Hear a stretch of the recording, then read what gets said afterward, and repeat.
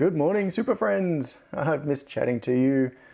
But before we get into things, I acknowledge the traditional owners of this land. I pay my respects to their elders, past and present, and to Aboriginal elders and peoples from other communities who may be taking part in this live stream today. So, who have we got here? Lots of people. Hey, Intermittent, I've already said hello to a few people in chat. Scott, Chris, Liz, hey, so cool to see you all here. Aaron, Dodgy, Frank. Okay, so yes, I have been rather absent for the last couple of weeks. Super Quindor? Okay, Super Quindor is there. Mike, g'day. Eliminator, Mitchell. All right, Ahmed. So this morning I'm stumbling over my words already. Oh well, it's just the way it is. Yes, Intermittent, you are super. So, I thought about something to talk about. I started this morning thinking, okay, there is this thing where before I do a talk, like a public presentation, you know, a conference talk or that sort of thing, I go through this whole physiological reaction. I feel physically sick and I won't go through it all, but basically the anxiety level before doing something like a conference talk is really, really high. And so I have this sequence of emotions and physiological reactions that I go through before I actually start. And then usually once I start, it's fine. But right up until the moment I open my mouth and start talking, I am absolutely terrified. And this morning I had that, anticipating the live stream, which is kind of strange because I got into the groove of it a little bit over the last year and a half or however long it is that I've been doing it. And so just the idea of starting a live stream shouldn't be scary at all. And also, you're all really cool. It's fun to come and chat to you. Hey, Pancake, good to see you here. Gil and Delane and Ricardo. Oh, Ricardo from Brazil. Cool. Although in Brazil, it's probably fairly warm at the moment. It's been raining here in Melbourne pretty solidly, and that's why I'm jacketed up. And I had the heating running, but I turned it off because it's a little bit loud. So, James, you made it. Yes. Mike. So Mike O'Connor says, I know how you feel. All my talks have me feeling sick also. Yeah. It's a very, very long time ago.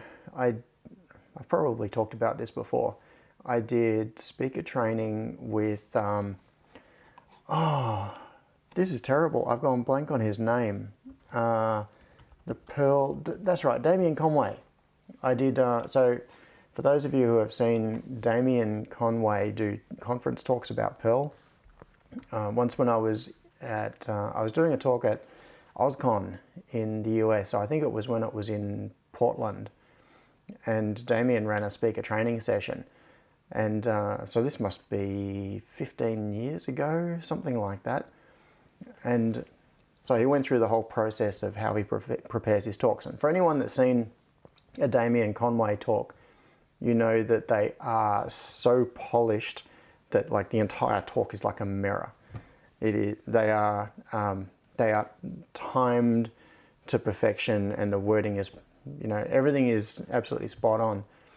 And there were a few interesting things that came out of that speaker training session. So he did a session where he talked about how he prepares for talks and the ratio of time that he puts into it. And I think the number that he gave, it was 100-to-1. So for every minute of talk that he does, he puts in 100 minutes of preparation. Or for every hour talk, he does 100 hours of preparation. And it really shows when he does his talks. And so, the Celtic Beast, what are we over-engineering today? What we're over-engineering is conference talks. I have no idea how I ended up chasing this squirrel within like 2 minutes of starting the live stream. But anyway, So there was one thing, okay, so all of that was one interesting thing in the conference, in the presentation training or speaker training. But the real key, this is the thing that stuck with me and has helped me through doing talks ever since. So I've done, I used to keep track of them because I used to have them all listed with slides on a web page, and then the domain went away. So I don't have that record anymore. But last time, when I stopped keeping track, I'd done, I think, about 120 conference talks or keynotes, you know, somewhere in that region. And so the key piece of advice that Damien gave was that when you see a presenter on stage and it looks like they're all calm and they've got it together and they're doing a fantastic job, and you think they have transcended and they are able to just get up and do presentations and not stress about it or not feel anxious about it, usually that's a facade. And that what you have to do is understand your own reactions to the process and just accept it. So for me, I know that a certain period before a talk, like a certain time out from the talk, I am going to start feeling like I'm going to throw up.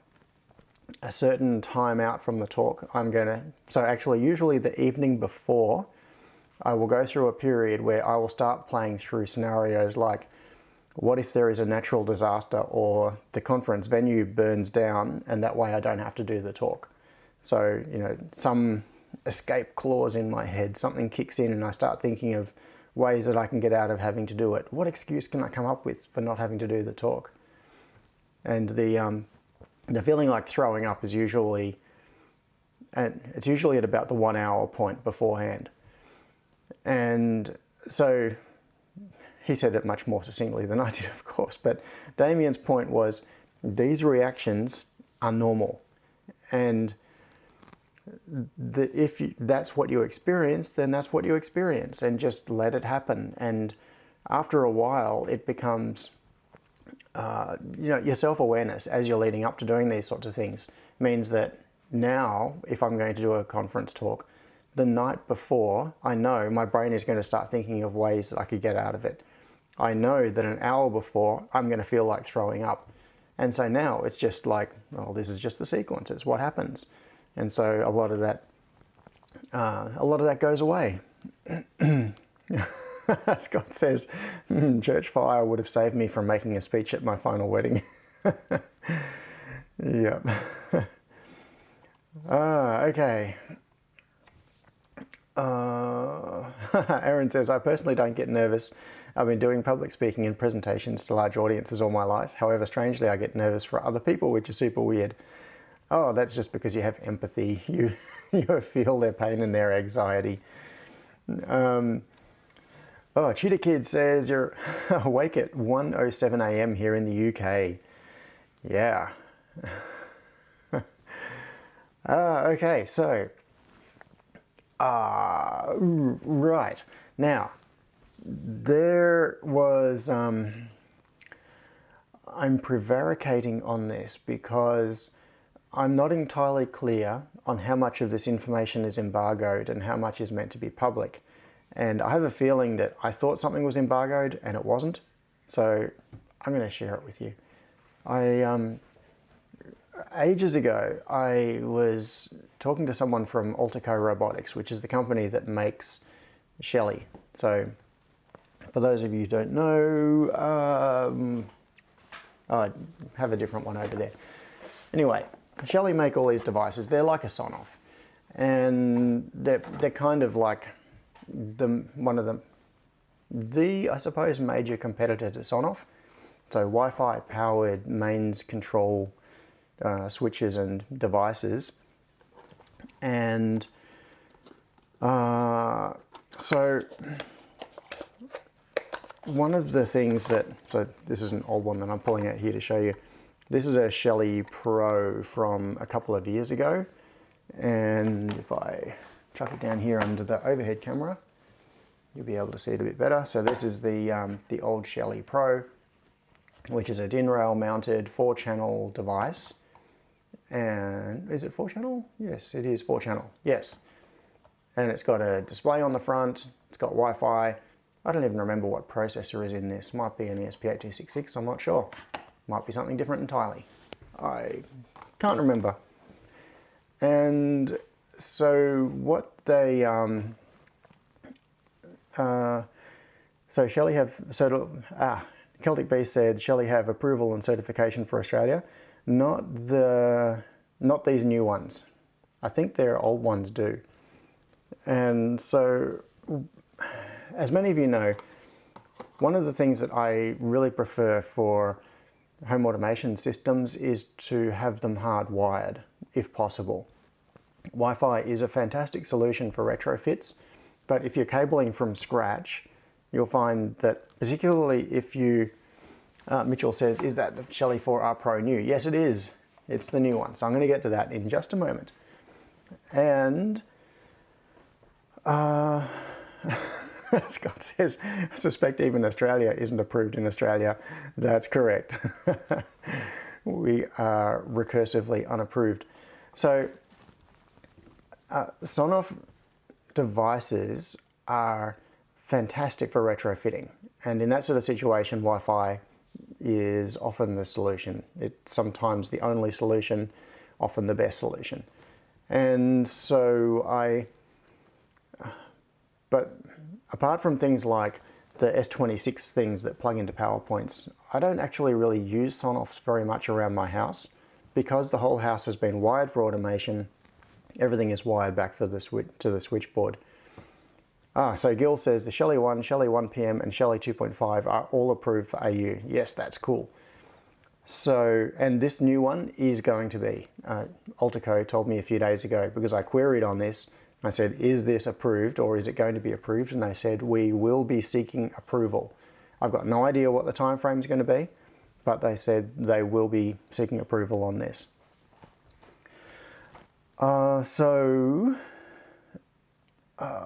Where was I going? I don't know. That's right. So these sorts of devices, okay. If you've got a standalone device like a Sonoff Basic or a Sonoff Mini and you want to retrofit it, Wi-Fi is perfect. You can splice it in line with the existing cabling, connect it to Wi-Fi, you can talk to it either using the built-in firmware or you can flash it with Tasmota, you know, all of those sorts of things. You've got lots of options. And that is really, really cool.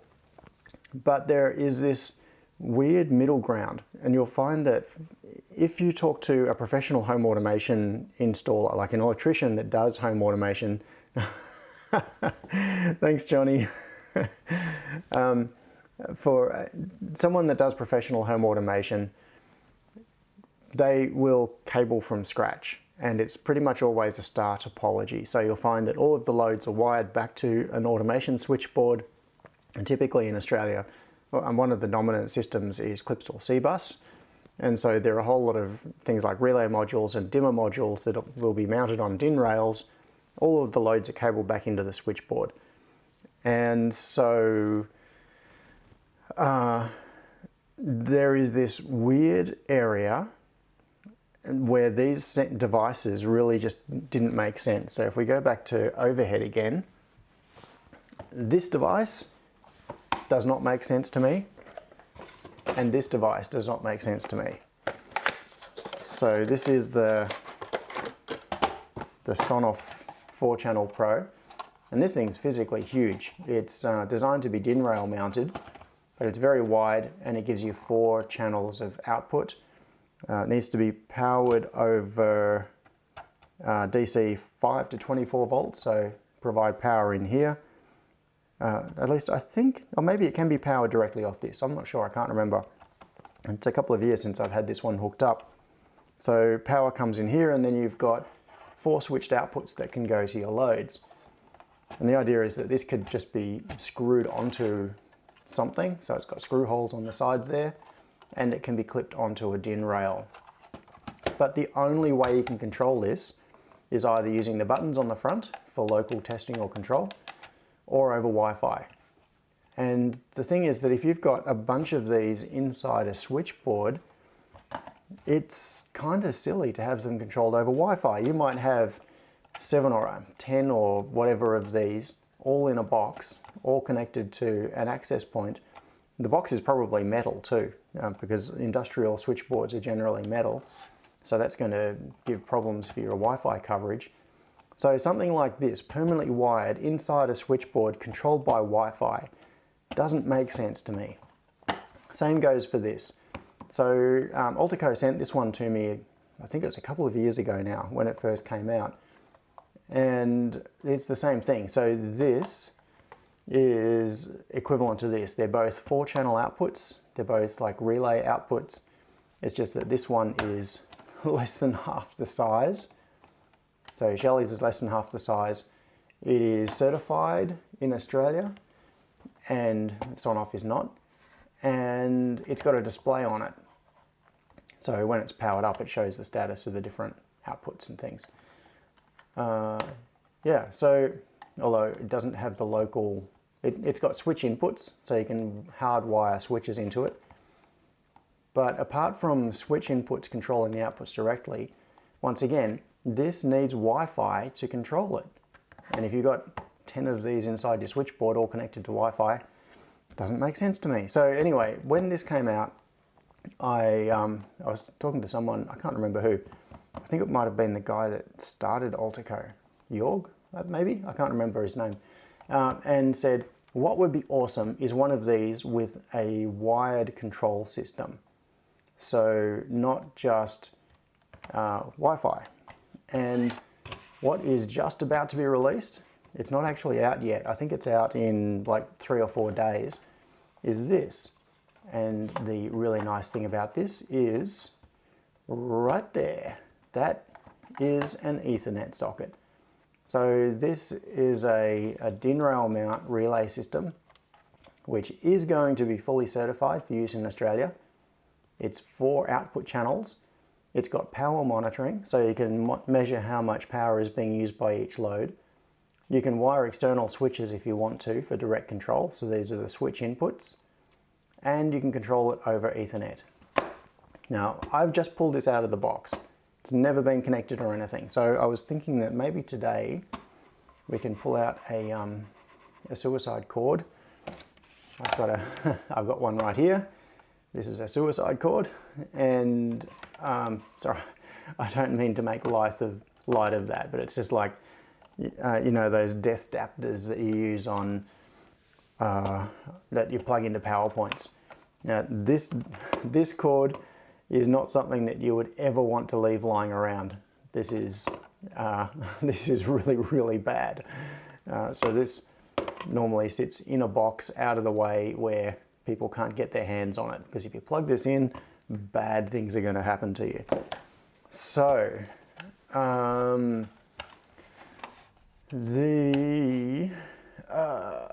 yeah, what is it? Shitty kid, your computer crashed? So Mike said, as I've said here before, buy a cheap PLC with AC switching and connect it via Modbus, TCP, RTU. Yeah, that's an option too. That's kind of similar. That's like the industrial version of the C-bus solution. Yes.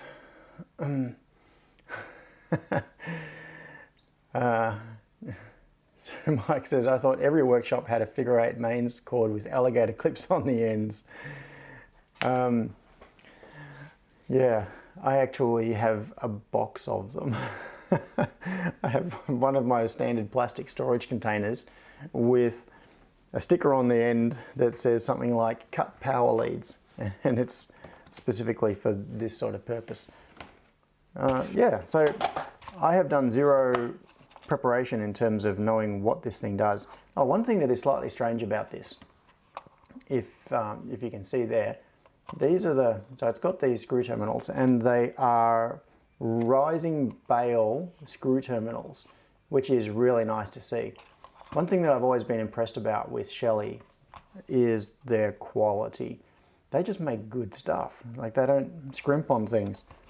So if you look at the screw terminals in the end of here, typical screw terminals have a receptacle with a little metal tab which is folded under, and then the screw bends the metal tab and pushes it down. So, and they can be a little bit dodgy, but they're really good. The expensive screw terminals are called raising bale.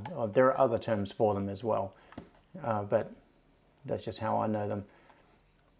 So what they do is they have a cavity and then a metal plug that comes up inside it from the bottom, which is the opposite of what you expect.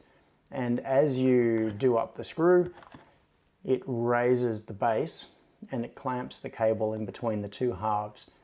So instead of having a metal tab that bends, it's got a proper thing that slides up and down.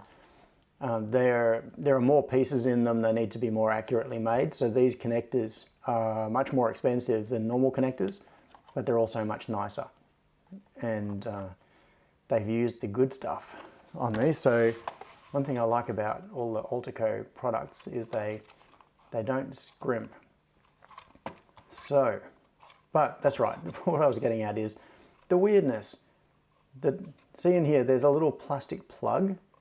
You can't actually get a screwdriver into there until that plug has been broken out, which is odd. I'm not even sure if this screwdriver is going to fit. Doesn't look like it's going to. Let's just give it a try. See if I can break that out. Nope. Doesn't want to. Oh, maybe I can. Ah, maybe I can unclip this. Yes, I think that's. Yes. Oh, that's nice. Okay, so you can break those little things out. See, it's got little plastic plugs in there. If you wanted to, you could break them out so that you can put the screwdriver through, or you can leave them in and just take the cover off. Very nice. As I said, Altico do a good job. So it's a bit hard to see here, but if I do up this screw terminal, it's the top one up here, the little metal thing rises and you can see the silver piece there coming into place. That is coming up and closing off the hole. And the big difference between these and normal screw terminals is when you undo them, they open again properly, whereas with the folded bent metal bits, you have to undo this, and then often you've got to jam a screwdriver or something in to bend the metal back up. Otherwise, when you put the cable in, you can get the cable spreading around. So if you don't have things like ferrules on the cables, and you just put threaded wire in and shove it into a normal thing, anyway, it's annoying. So, very, very nice. I like this. I already assumed this was going to be a good product, and it's just gone up in my estimation, which is nice. Now you do lose the labels when you take these off, but still, that seems pretty good. So what we could do, what is this? Switches, LAN, neutral. How is this meant to be wired? So there's a wiring diagram on the side there. So we take neutral to there. I think those switches are optional. We take live into L1, so that's live in. And then we've got O for L4. Oh no, okay, looks like we have to take it into each one individually. That's interesting. I would have expected that there would be a single live input, but it looks like what they've done is they've set the relays up to be independent internally. Interesting. I wonder if there is a short between them. Let's find out. Let's see if the live input side has been joined internally. So it's the end one, and then it alternates. So what have I got to do? Put it into continuity mode. Oh, it is. Okay. So the live sides have been joined internally. So it doesn't matter which one you bring the live into. But I suppose it's good having it here, because if you were using this to splice into existing cable, you would typically have a live going to a load. So what you do is you cut that live, you bring the live into one side, and you bring the output going out to the load. So yeah, all right, so each of the 4 live ins there is joined internally, which means it doesn't matter which one we connect it to. So we need to connect live to this side and neutral down there. All right, now this cable is not going to spread around that far, so I'm going to have to do a bit of slicing. And this is a little bit dodgy, but I'm going to be careful not to go all the way through. Oh, you were just missing what I was saying there. I was slightly off camera. All right, I'm just trying to get a bit more cable out of this so that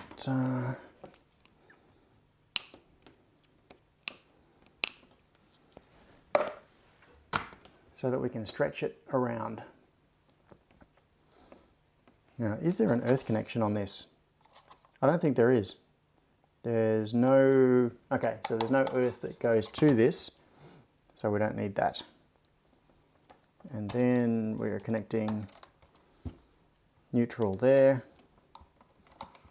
and we'll see if I can manage to screw this up.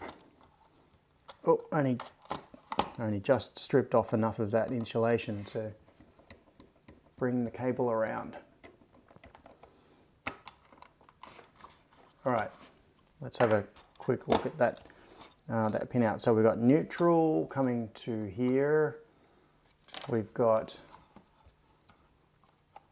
active or live coming to there, and we've got earth going absolutely nowhere.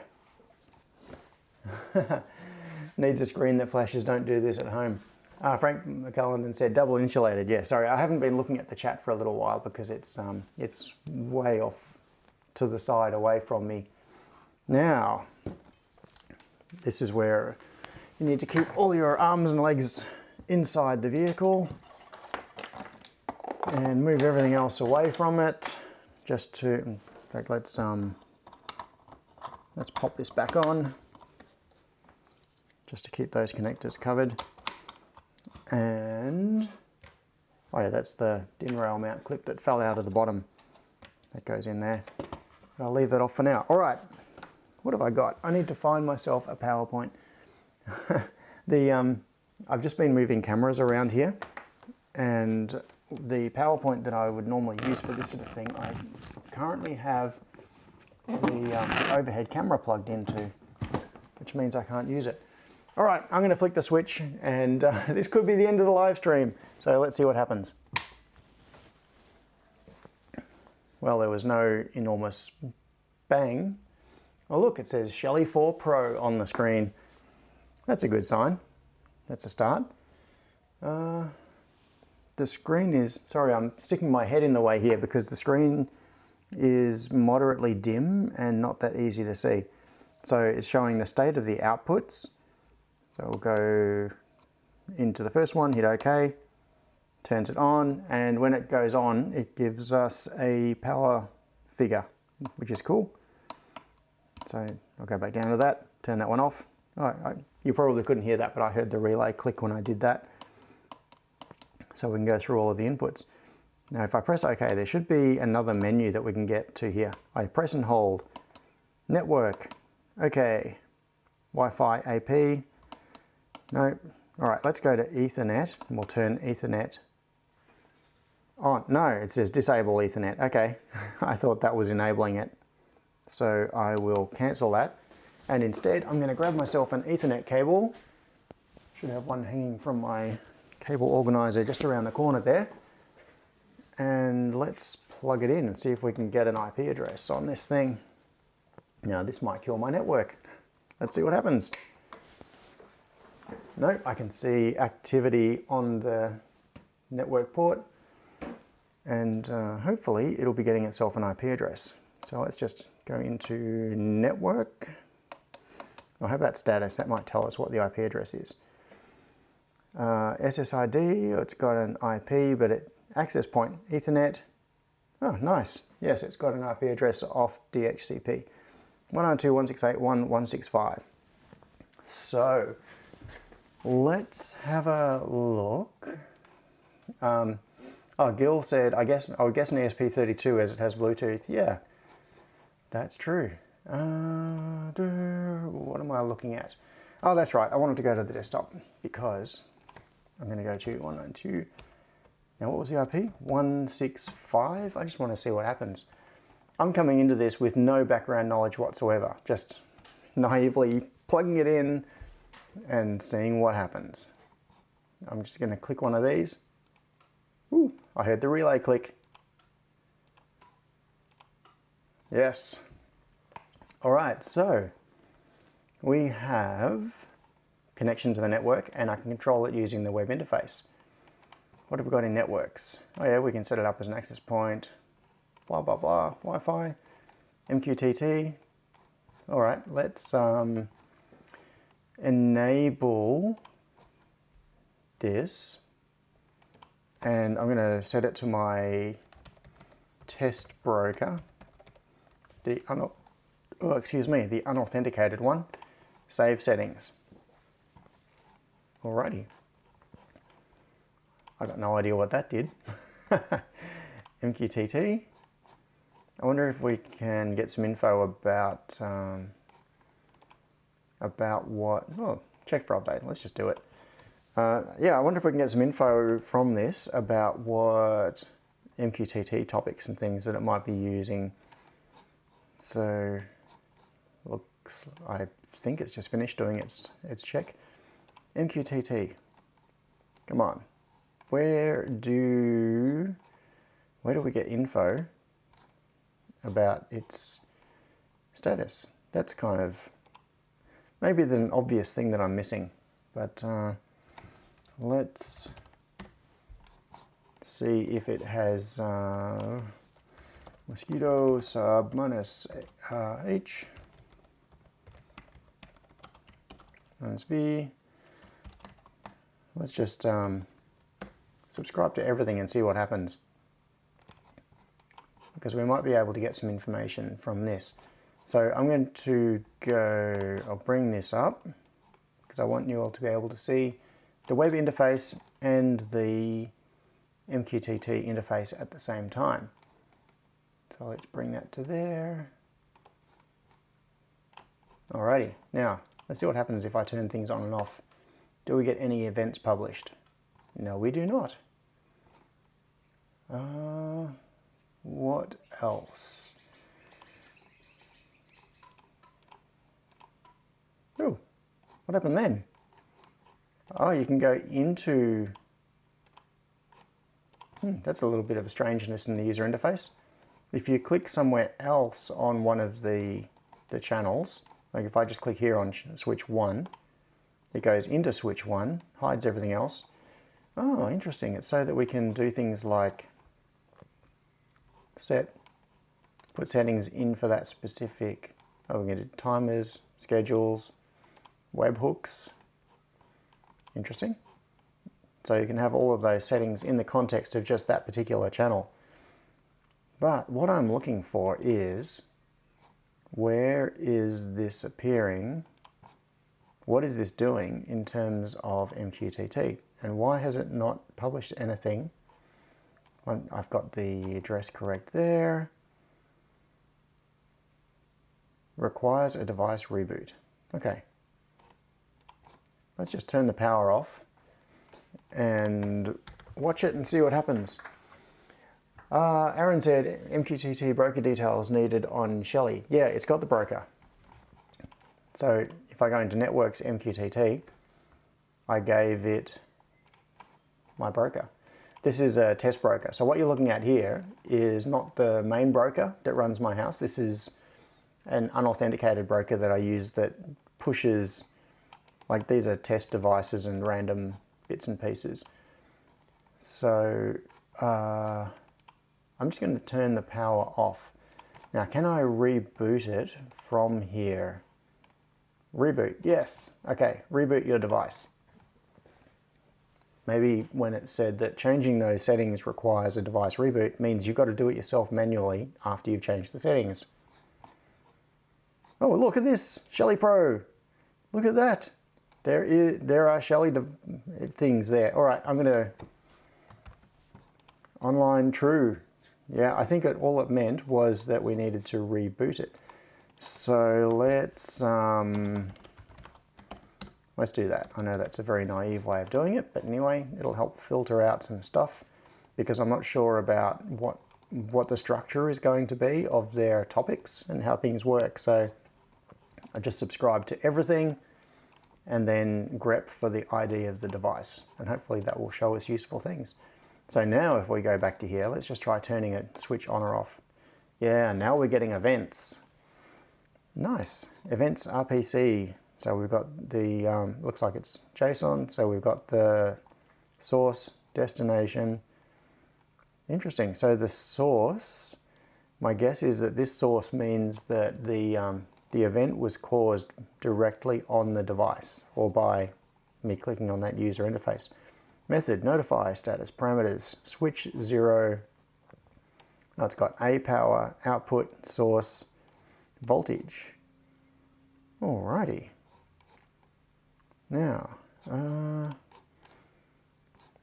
I would expect there to be a voltage on at least one of them. So that was channel, which channel?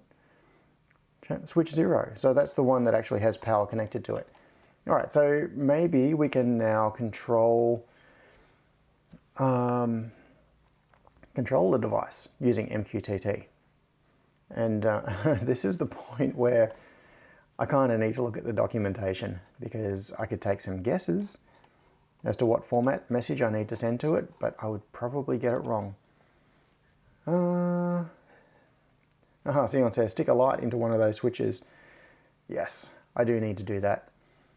In fact, let's do that before. All right, here's the deal. We can work together on this. I am going to connect a light. I'm going to wire this up, but before I do, I'm going to reach over here, turn off and physically unplug the killer cord.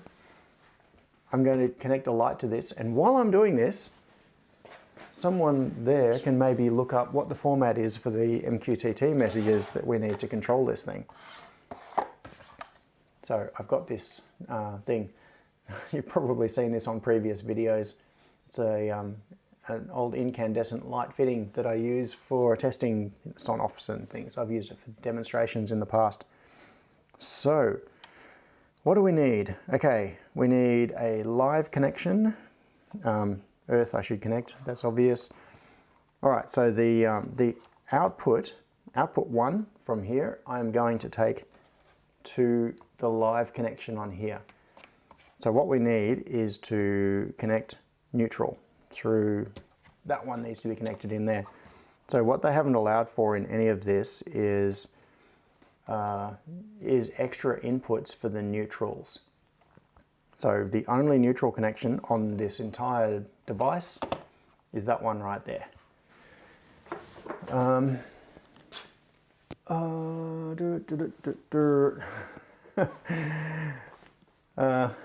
Sion says, not sure I live far enough away from you to be safe from the nuclear explosion when you light up that light. Yeah. Yeah, maybe you should start running away. All right, I'm wandering around the room because I'm going off looking for connectors and things.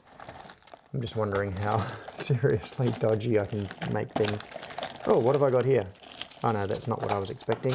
Oh, maybe it's useful. I just... Talking about death adapters, I was just poking around in my my drawer with things in it, and I just found this. So that is a hard disk connector, you know, like out of the old style PC hard disks, going to screw terminals on the other end. I actually have no idea what I was using this for. What was I using this? Oh, I know what I was using this for. This is a super dodgy admission, but hey, you all know that I'm dodgy anyway. These connectors were used on a project I did many years ago when I was working for a company that did electric blinds, and these connectors were used. Where were they used? They were used to connect the control board inside the curtain, like inside the blind. So this was blinds, so motorized blinds. There was a motor physically inside the rod, like the tube that the blinds wind up on, and that engaged with the bracket that was attached to the wall. So when the motor ran, the blind, the tube would rotate and it would wind up the blind or wind it down.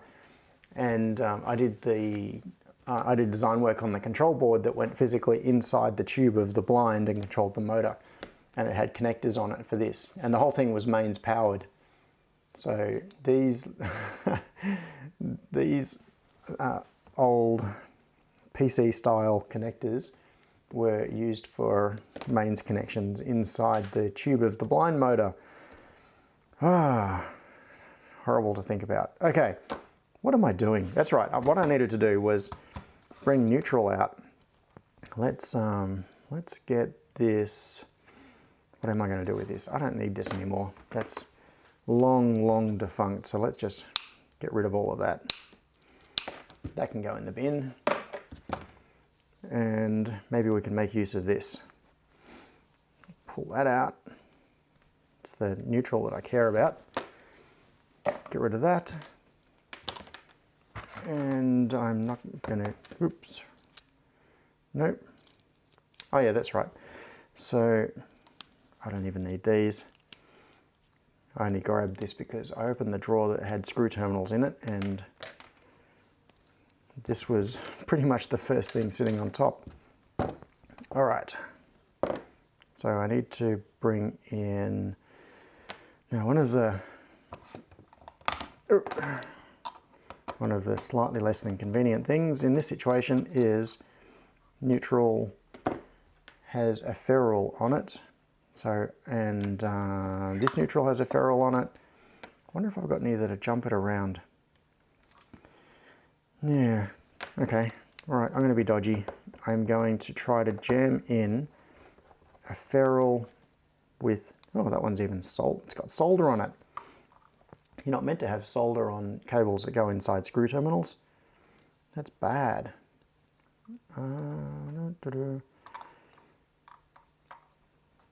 Yeah, that was, just for those of you who haven't heard that before, the reasoning is that solder is slightly soft and it can relax over time. So what happens is if you put a soldered joint into a screw terminal and then you clamp down onto the solder, yeah, this is exactly the problem I thought I was going to have. I can't get it all in there. What I could, if I was going to do this slightly less dodgily, let's do it less dodgily. I would cut that off. I'll strip this back and do the same again. I've got proper wire strippers within arm's reach, so I don't know what I'm doing with that. That's better. So then we grab the ferrule kit, which is also within arm's reach. These things are awesome. People who haven't used them before, they are really, really cool. Ferrules, what size am I going to need? Maybe about a green, maybe, no, I think maybe a yellow. Oh, actually, this is, by the time it's bunched up, this is quite chunky. I wonder if, oh yeah, yellow fits. There we go. Nice and solid, very good. Okay, so what are we doing here? I'm wandering off all over the place. All right, so I'm going to screw that onto there. I'm going to put that into there. That's right, I was talking about solder into screw terminals. So what happens is that the screw terminal clamps down on the end of the piece of wire with the solder on it, and it'll work perfectly fine for a while. And for values of a while that I mean like 10 years or something, like some significant amount of time, it's going to be absolutely fine. But the solder is slightly soft and it can relax over time when it's under the pressure from the screw terminal.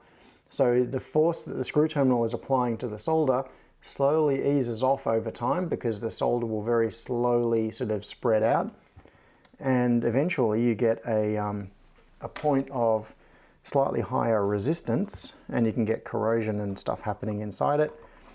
And then eventually something that was working perfectly well, I'm gonna have to stretch that around. Yeah, that'll reach. Yeah, something that was working perfectly well could develop an intermittent problem, or it can get a high resistance, which then causes a hot spot, and then, in theory, oh come on, can cause a fire. What is going on in there? I think this is, yeah, that's better. So yeah, according to the regulations, the wiring standards, whatever they are, you're not actually meant to put soldered cable into a screw terminal. All right.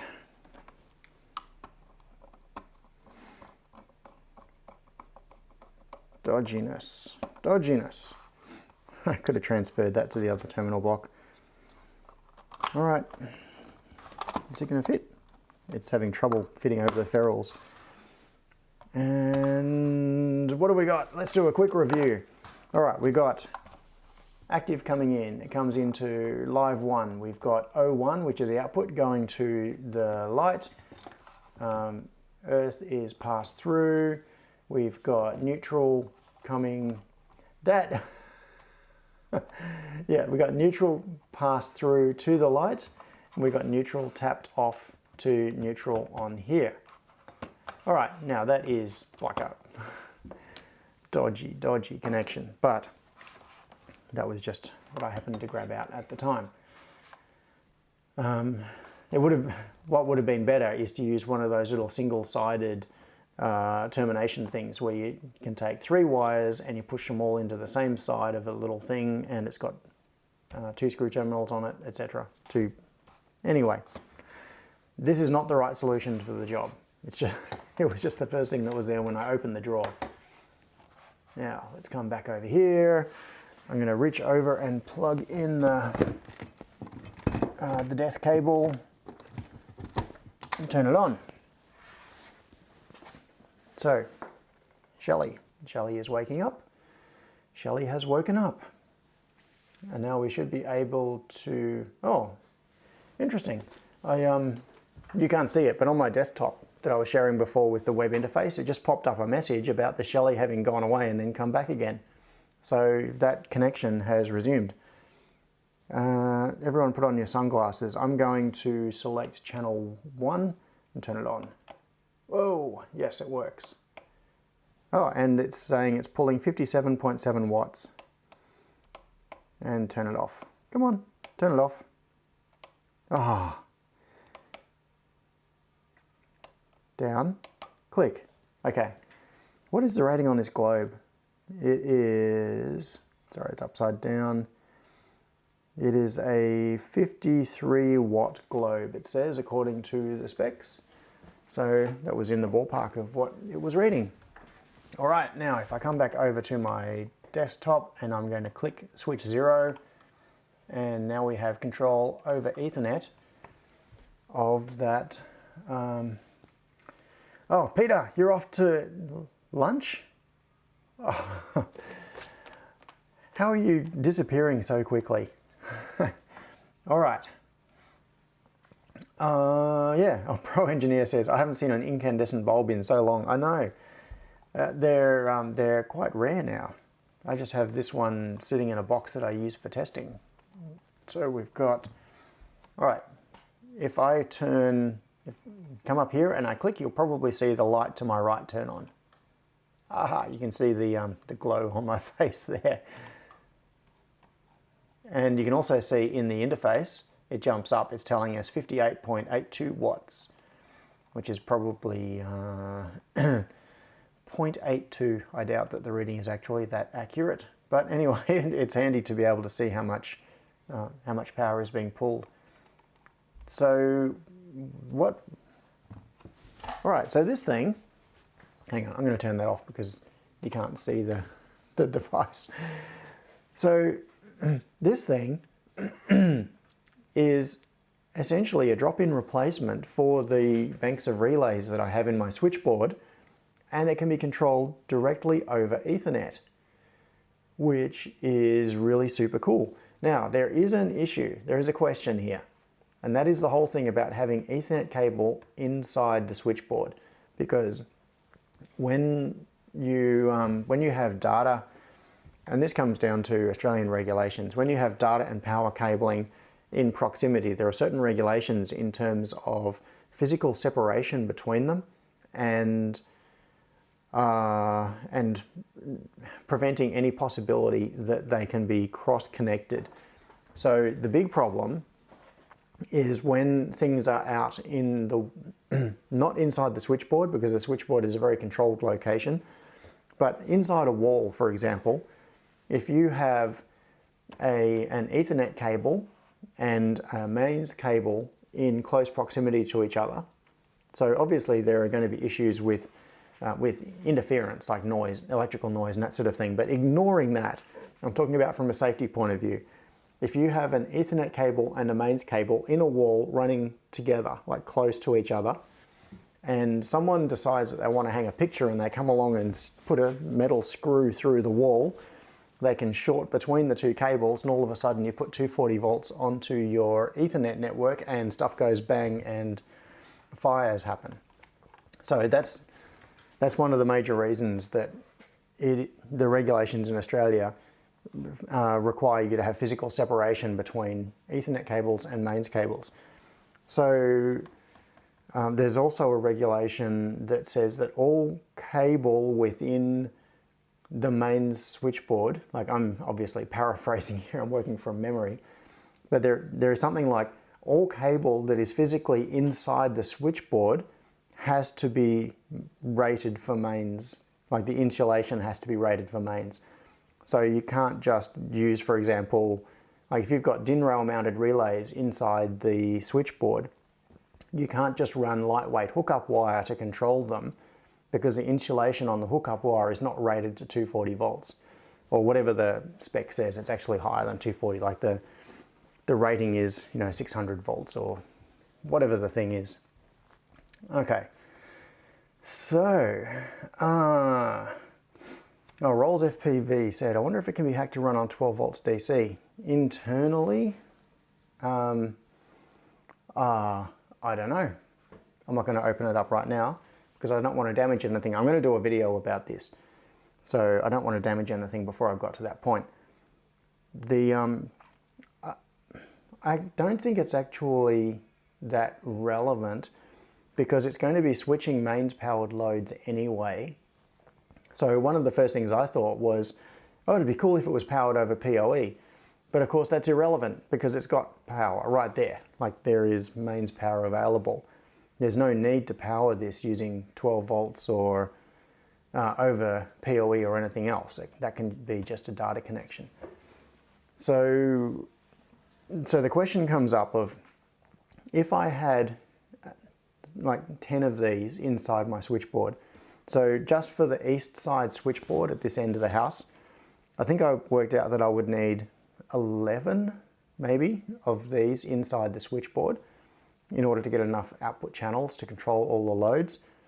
So if I've got 11 of these inside a switchboard, it means I'm going to have 11 data cables either going into the switchboard from an external Ethernet switch, or I could get an Ethernet switch, physically mount it inside the switchboard and run just patch cables to them all, and then have one cable that passes out through the switchboard and goes to my normal Ethernet switch. So there are a couple of options there, and there are industrial Ethernet switches. You can even get DIN rail mounted Ethernet switches. So yeah, I need to look at what the options are for that.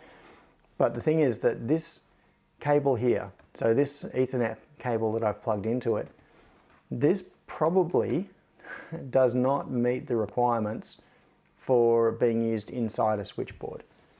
My guess is that the rating on the insulation, now there is a, you can get Ethernet cable that I think it's called plenum cable, and it's specifically designed with so the insulation on it is designed for the voltage, and also for things like its fire, like the fumes that it emits if it's exposed to fire.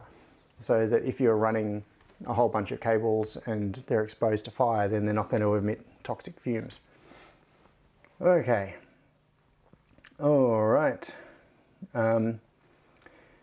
Yeah, oh, Scott says, having tested the theory, good luck getting mains to induce noticeable interference in Ethernet. Yeah, yeah. The twisted pair cable is really, really good at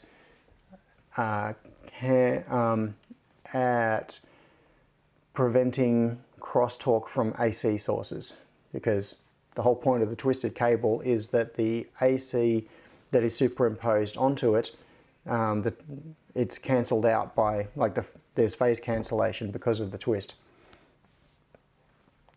Scott says plenum only refers to flame propagation and fumes. Yeah, okay, cool. So it doesn't refer to the voltage rating.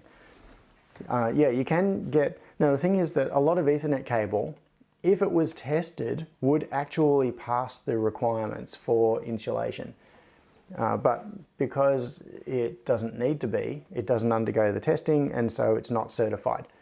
So that's actually one of the reasons, there are other reasons as well, commercial reasons, but that's one of the reasons that if you've looked at a C-bus installation, it has pink cable everywhere, pink twisted pair cable.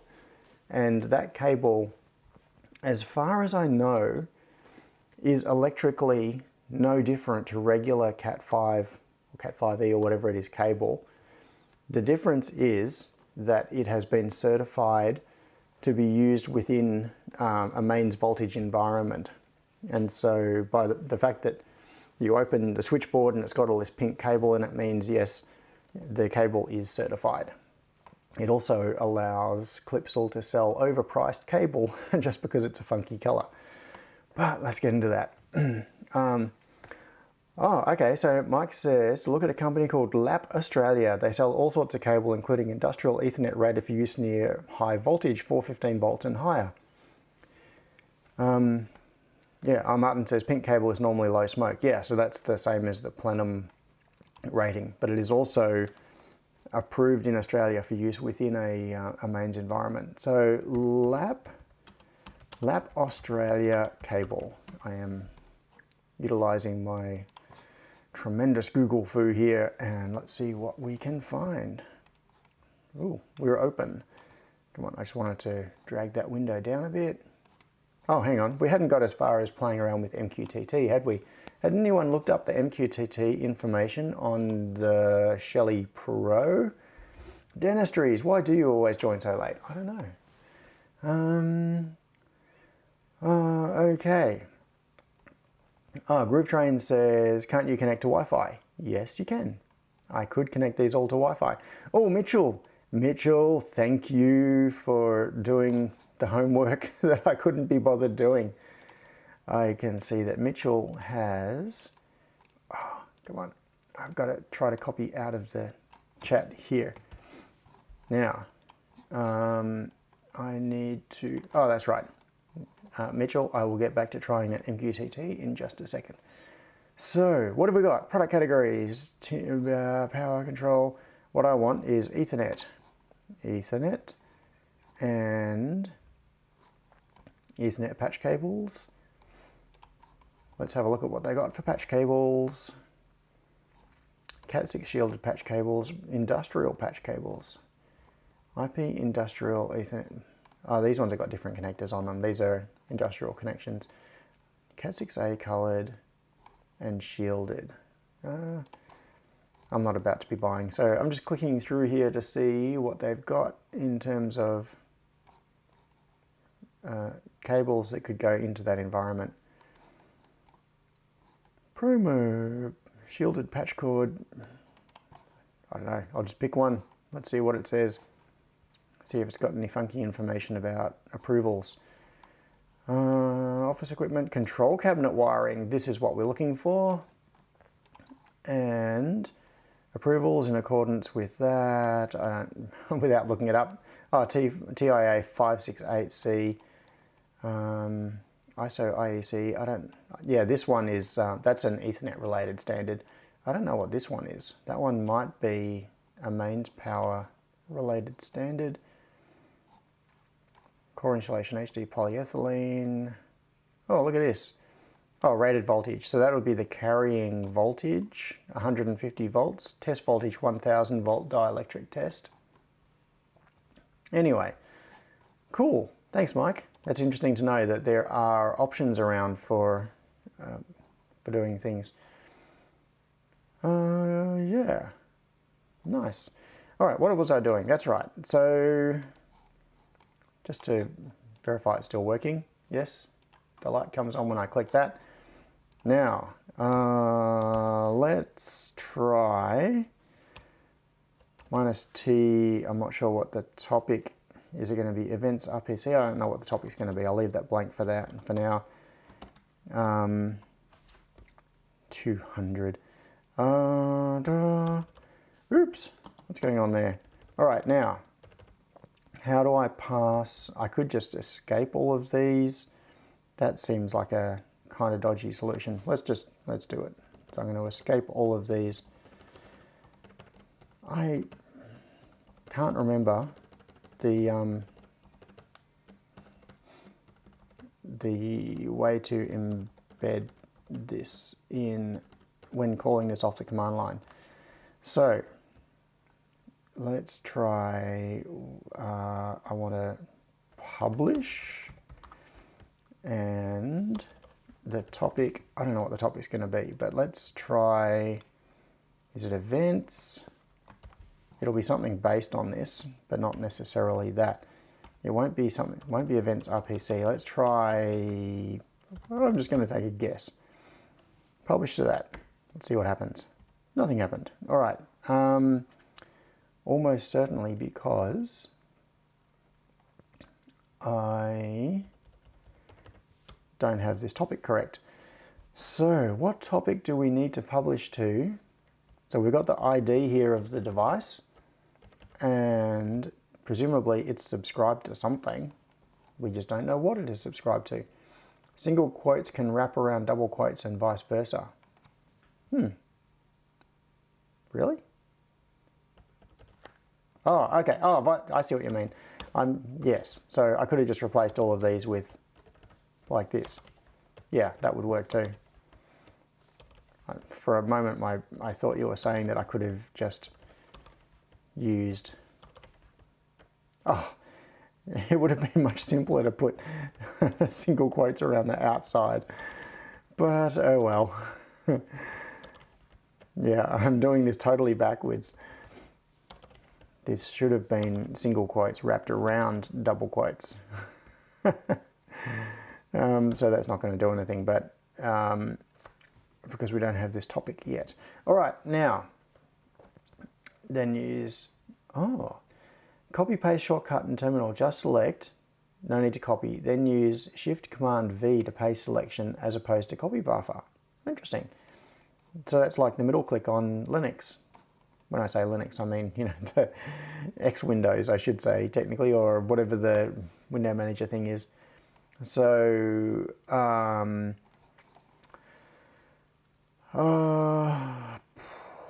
yes. So that's actually something, when I went from 100% Ubuntu desktop, like I used to use Linux for everything, 100%. And then when I switched to using a Mac laptop, I used to have a Dell laptop running Ubuntu. That was my main machine, and I replaced it with a MacBook. That was when I got the MacBook Pro back in 2012. And I remember there were a couple of things that I missed horribly. One was being able to select and then just middle click to paste. Ooh, Mitchell, you're still doing my homework for me. Thank you. For publishing requests, blah, RPC. To be able to send requests to a device, you must subscribe to this topic. Substituting, okay, RPC. So if we just do RPC, let's see what happens. No. Shelly device model, blah. Topic for publishing requests. To be able to send requests to a device, you must subscribe to this topic, substituting Shelly device model XXX. Yes, and we have that. So we've got Shelly Pro 4PM, 84cc, etc. /RPC. All right. What am I doing wrong with this topic? Or did I get this other...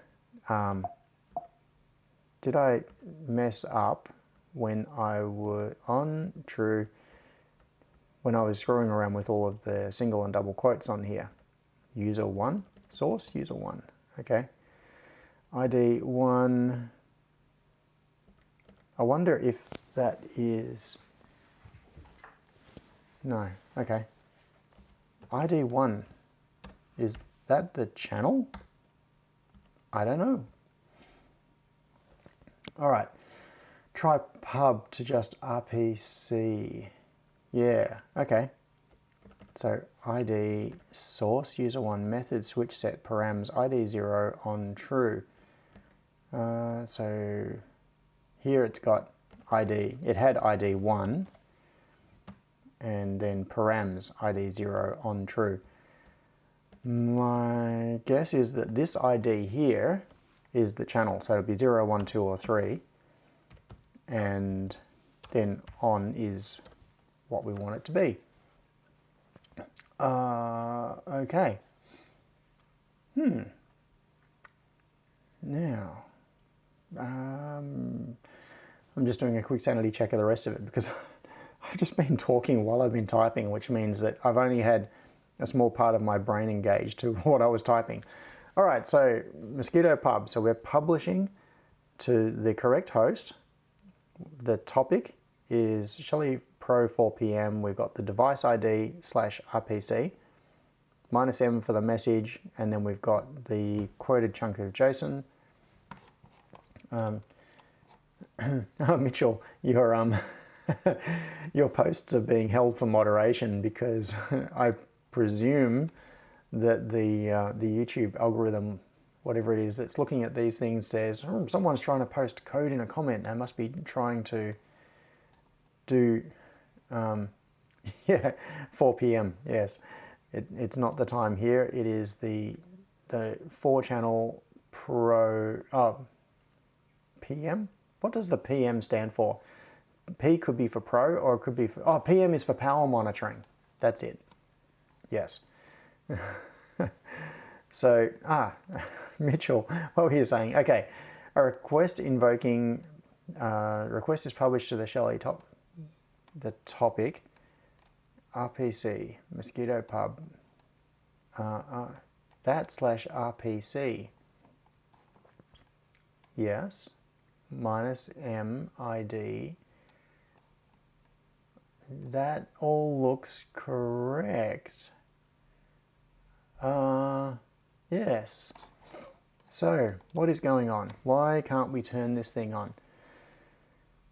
I wonder if there's any authentication or anything on it.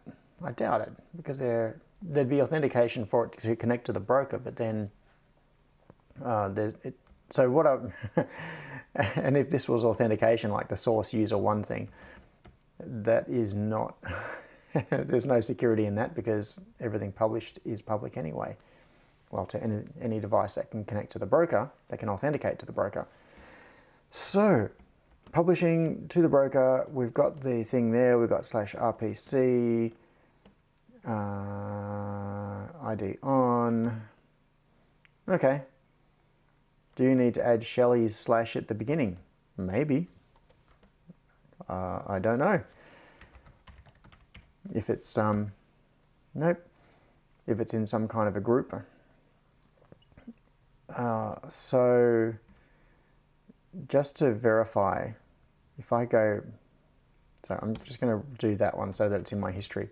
So if we go back to the last sub that we had, sub -H, and then well, there we go. We just got a status report. Oh, sorry, I just heard something happening out the front of the house. So we can see that this is the topic, and it says /events/RPC, which makes me wonder whether there is something else like commands RPC that we should be using. They've split the doc into Gen 1 and Gen 2. Set status, not get status. That sounds... no. Switch.set. Let's... so that's the one that doesn't work. Let's just try... I'm just guessing a couple of things here. Try command. I'll try CMND. No, don't know. Okay. Missing... Ben, hey, good to see you here. Missing switch 0 in the params group. And Faden had a suggestion. Topic for publishing requests, RPC, and topic for notifications, events, RPC.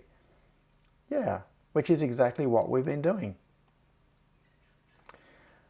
Device ID, relay 0 command. Okay. All right, let's try. I would have... I mean, I haven't been looking at the documentation. I've been so lazy and relying on you to be doing this for me. So the suggestion was relay 0 command. Relay 0 command. Yeah, I think this might be the... I'm just going to try that without Shelly's first. Nothing happened. And I'll try it with Shelly's at the front. And nothing happened. Okay, I think this might be the older format, the relay 0 command thing. And that may... Yeah, Aaron suggested using the message and confirm what was sent. Yeah, so let's just do that again. Sub. All right, I'm going to turn switch 1 on and turn it off. Okay, so let's examine what we've got. Shelly Pro 4 PM. So this is where I got this from, the source. We got events RPC. Source is that, destination is that. So it's an internally generated thing. It's got events on the end, but I think that's just for notifications. Yeah, Mitchell, so you say that /RPC is literally what the docs say. So it looks like what I've been trying to do is what the docs say we should be doing, but without success. Method notify status, params, TS, that'll be timestamp is my guess. And switch 0, ID 0, output true, source, WSN, voltage 243.73 volts. Okay. All right. The params group has TS and switch keys. I wonder if your command message needs the switch key. Do you mean that? Switch 0? Switch 0. Maybe. So we've got params ID 0 on true. And we could try switch 0 like that. Except that the thing is that we've got so many different combinations here. So we could have this with the other format of the topic.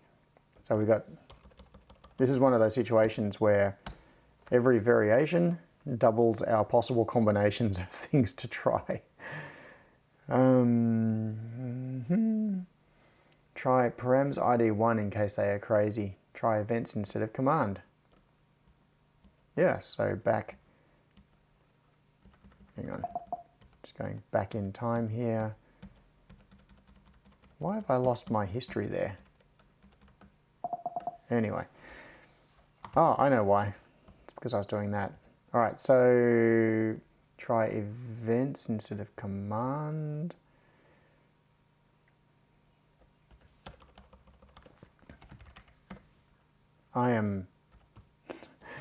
We could be sitting here for the rest of the live stream just screwing around with this, trying random things that are never going to work. So it feels like this is not the most efficient way to be solving the problem.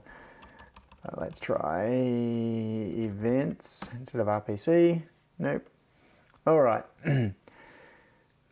Oh, Scott said Shelly's short PM device ID relay 0 -m on. Yeah, so maybe we just don't even need JSON. Maybe all of that is irrelevant. So let's try going with Scott's suggestion. So the message is going to be on, just on, which is, I think it's how the old Shellys worked. And that, and it will be relay 0. So that didn't do its thing. And let's just try putting the Shellys at the start, and that didn't work. I kind of thought we were onto something there, Scott. Relay 0 command. Relay 0 command. And I'll try that without deleting Shellys. No. Relay 0 command -m on.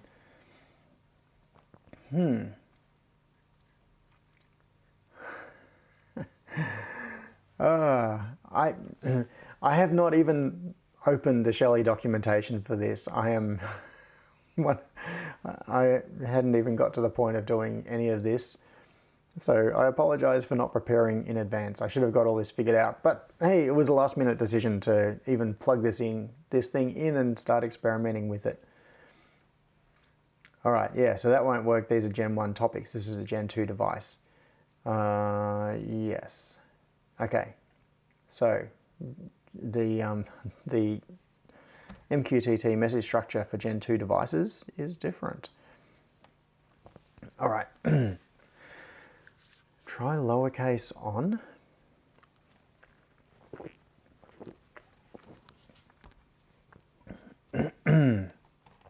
Lowercase on. Oh, I see. When you said try lowercase on, I was thinking, is there an option to turn on lowercase? No, you just literally meant say on in lowercase. No, I think it's the messages are generally uppercase. Try switch, not relay. Ooh, okay. And we've got to try, once again, we've got to try this with both Shelly's and, is it with Shelly's with an IES? Or Shelly's with a YS? I don't know. Or even try one, yeah. Let's try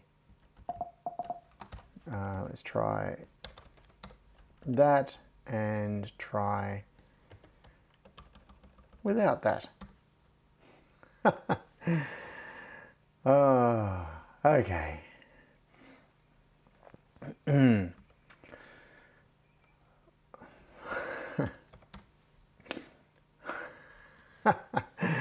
Just an idea popped into my head, which is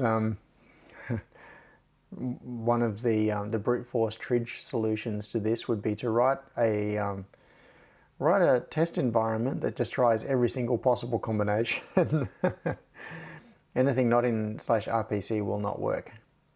Okay, so is that the new way of doing it, Faden? So this should be RPC, and then presumably, because RPC, with it's just RPC, we're not specifying a channel or anything, we would then need to pass JSON to it to tell it things like what channel we are trying to control. Cool, thanks Faden. All right, so this is the new way of doing it, which means we probably do need a chunk of JSON here, but the issue is just what is that chunk of JSON going to be? Because there's no way of using the topic to indicate what channel we are trying to control. Alrighty.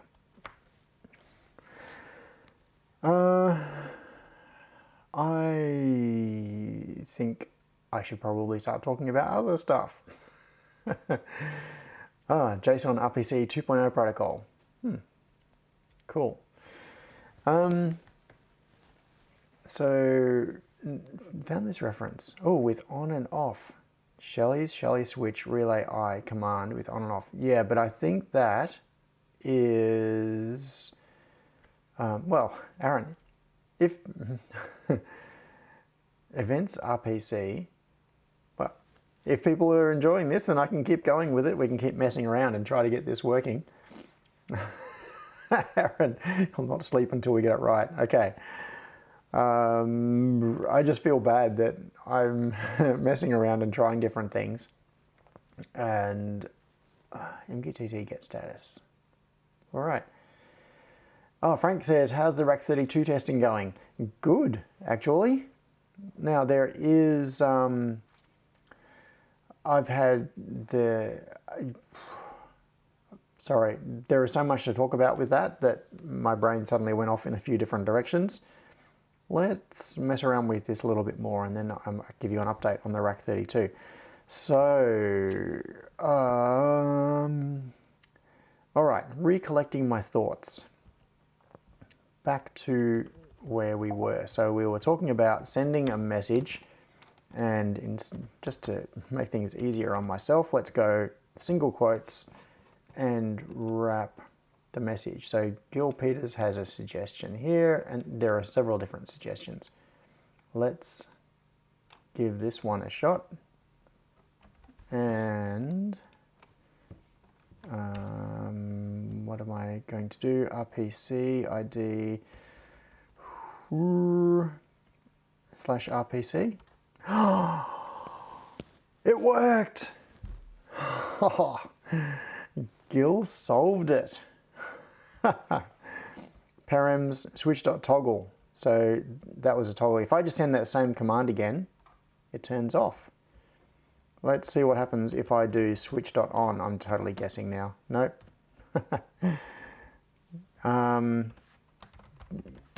But switch.toggle works.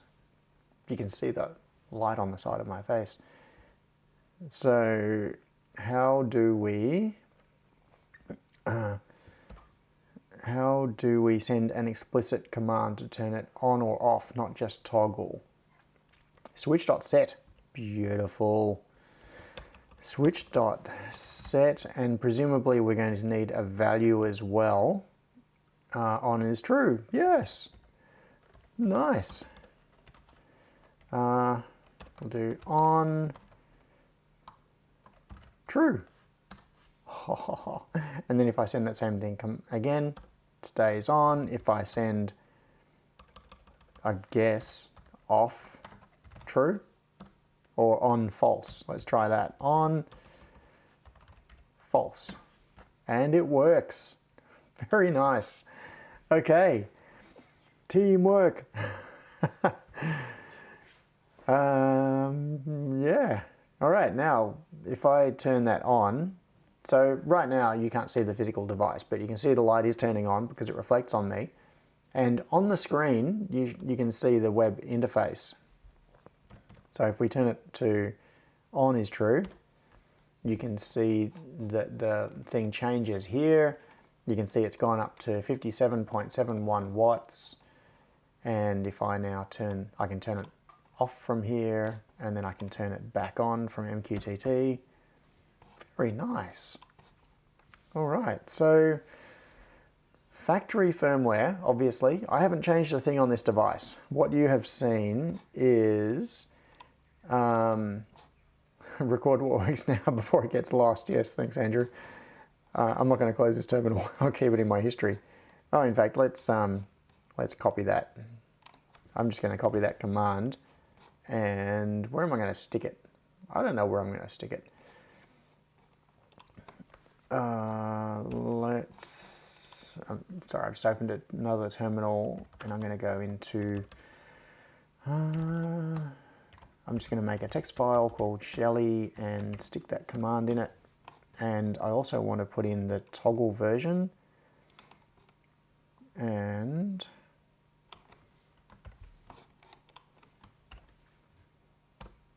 there, okay. That is saved on my computer. Yeah, as Dodgy says, that's right, that's what I was just getting to. what you've seen today was me connecting it and powering it up for the first time with zero background knowledge, not read any of the documentation, obviously, you can tell, and I haven't replaced the firmware. All I did was plug it into Ethernet. It got an address off DHCP, configured MQTT, connects to my broker. We can get information from it because it's sending status reports, and now we can control it. This is really, really good. I like this. Yes, dodgy, happy days. All right, so, yeah. Our cable tie said, history to saved MQTT.txt. Yeah, that would have saved a whole bunch of rubbish as well though. So I've just got a text file which has got the working examples in it. And some call it fun. Seems like this will be Node-RED friendly. Extremely Node-RED friendly. Oh, Gil, that's a very good question. Gil says, can you check again if they are dry contacts or not? Now there are two different parts to that. One is the outputs, and I'm pretty sure the answer to that is no, because the device is powered through the live side feed that goes into the those output terminals. Now if I switch back to overhead, oh, it's a bit too bright. And just because I can, I'm going to turn it off using MQTT. Hooray! So what we're seeing here is main, like live 240 volts goes in on this side, and then it goes out to the load. The device is being powered off that live connection. And as we saw with the multimeter earlier, all those live connections are linked internally. So the short answer on the outputs is no, they are not dry connections, they are switched. And it may be possible to open this up and modify it so that you could power it without, like just power it directly, give it whatever voltage turns out to be appropriate. I don't know what its internal voltage regulator is, like how it works. It's probably a little, I don't know, there's something in there. So you might be able to isolate the controller from those and power it directly, but it would be a hack job. So the short answer is, out of the box, the outputs are switched mains, they are not dry contacts. So then, the input side is the other thing.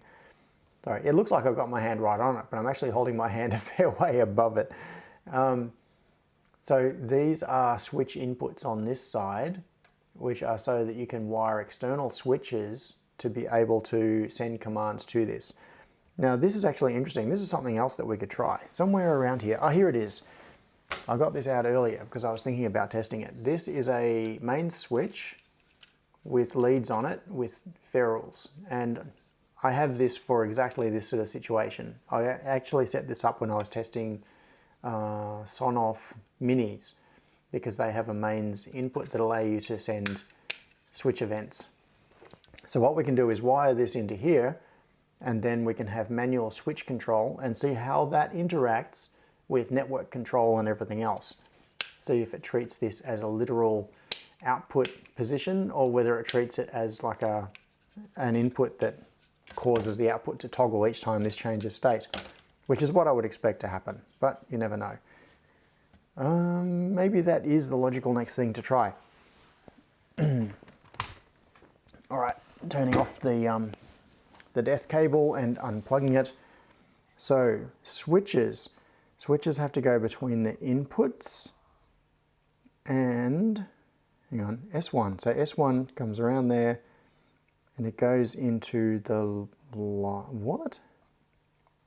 D, L4, L1. Oh, are they just between live? Okay, yeah, it's just between live and the switch input.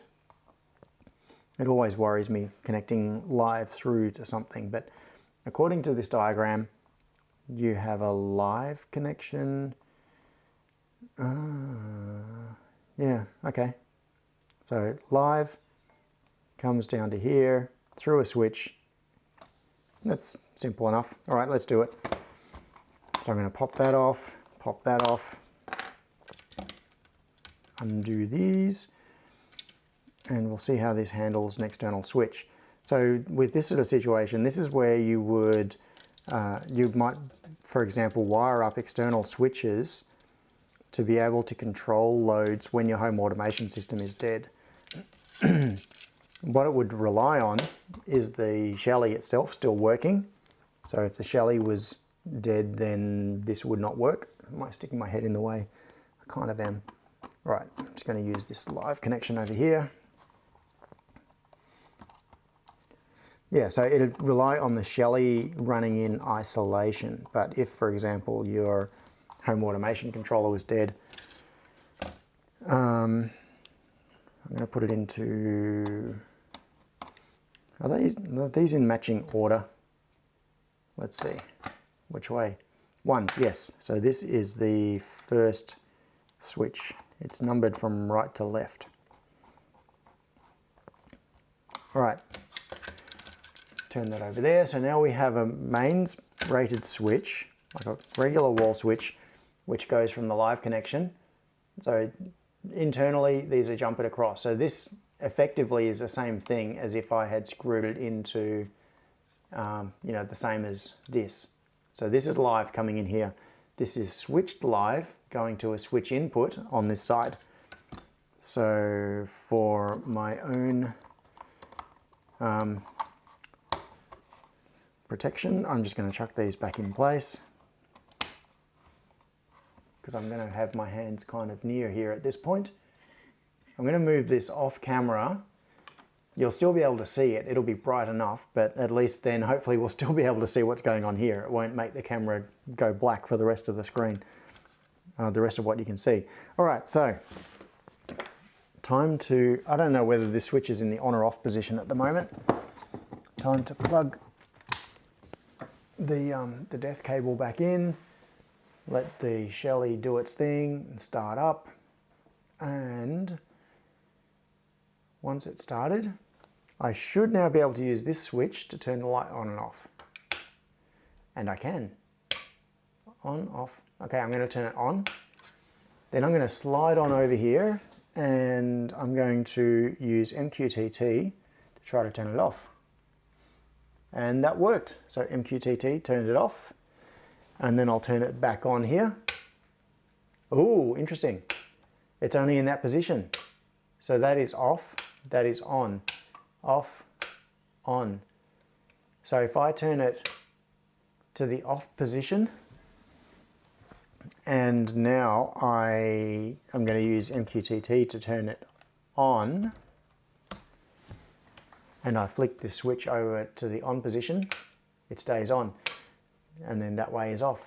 That's really interesting. Okay, so that behavior in some, I don't know if that's more or less confusing, because if what I would find confusing is if the light is on and then you flick the switch, nothing happens.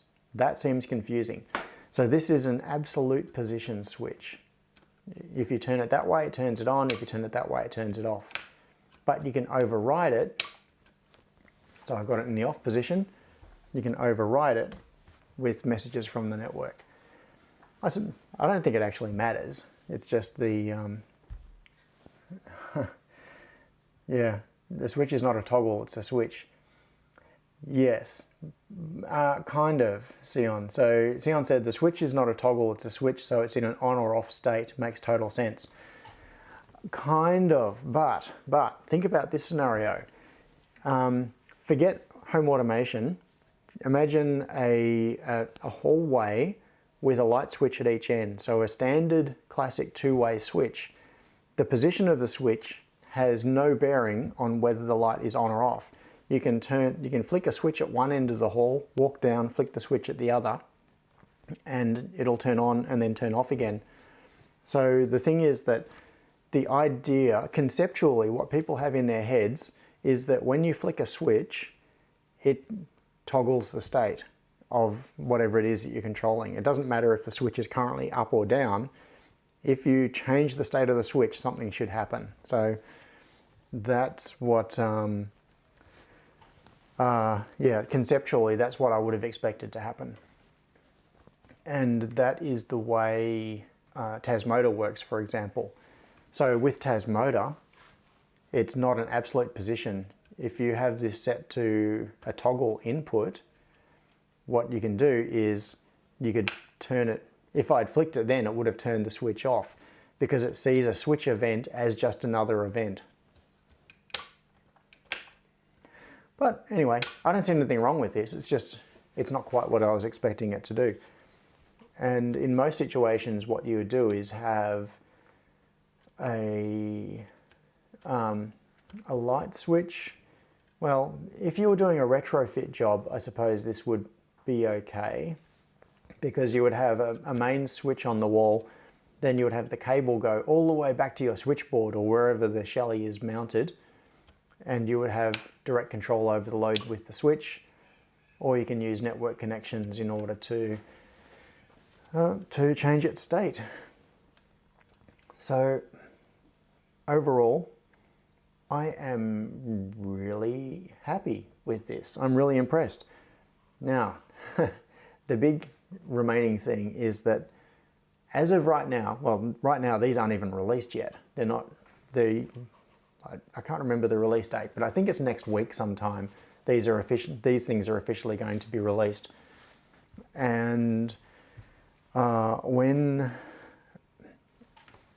if these were Australian certified, I would buy like 10 of them right now. And I would get my switchboard rewired to replace all the DIN rail mounted relays with these. They've got there are a couple of nice things about them. First, there's no external controller. So it's just network connections into the switchboard. It also has the advantage of power monitoring. So it's nice to be able to monitor the load, like as we can see there. We've got just under 60 watts being used by that particular thing. So we'd be able to do per load power monitoring. Oh, Gil's posting some more things to try. To set switch. Oh, to set button. You can, nice. You can change the mode. Oh, okay. So you can change the mode of how the thing behaves. That's probably something that's worth experimenting with. Let's yeah, set input set config. This is very cool. Thanks for sending. I've just put this into my little cheat sheet thing where I'm recording all this information. Yeah, it gives me the benefits of all the DIN rail mounted relays. Now, for a little while, I was actually tempted to stick these. When these first came out, I thought, it's good. It's most of the solution to controlling a switchboard. You could have a row of these, but the reliance on Wi-Fi and the physical size. So I currently have, I've got 3 switchboards in my house. And the biggest one, which is the one that, well, the most full one, I should say, because the 2 automation switchboards are the same size. The one that's got the most gear in it is jammed tight. It's like a big industrial switchboard, and it's got gear stacked from top to bottom. I couldn't afford to replace all of my DIN rail mounted relays with this, just from a space point of view, because like 4 relays takes up about that much width. It's basically the same as this. In fact, I think this might be slightly smaller than 4 relays. It's somewhere in that region. So I couldn't afford to swap out for every 4 relays, put one of these in place. It just physically would not fit. I'd need another switchboard just as big right alongside it. So I briefly considered going to these a couple of years ago when they came out. And then when this came out, I was very, very tempted because the density of them is so much higher. 4 channels, very nice, but still the reliance on Wi-Fi. That is what stopped me from just filling my switchboard with these. But this switched outputs with power monitoring, with Ethernet, in that width, these devices are really nice. I like these a lot. So Altico, thank you. I really like that you brought these out. I've got to turn that off because the globe is hot and sitting on my bench. All right, now, Frank McCallendon says 4 relays is approximately 72 millimeters. Alrighty, let's see how wide these things are. Oh, it's 52 millimeters. So it's actually higher density than relays, like the regular DIN rail mounted relays. Now, one downside of this, well, there are a couple of downsides compared to relays. At the moment, the way my system is set up, because I'm using double pole, double through relays, I'm switching both active and neutral to every load and totally isolating it. So neutral is isolated as well. And so the way my switchboard is wired is I've got, for every load that comes in, there is a cable that has earth where necessary, and also active and neutral come into the relay, which makes the cabling really, really simple. Its cable comes in, active and neutral, that's it. With this, all of the neutrals have to be looped around and joined together on some kind of a bus bar or something.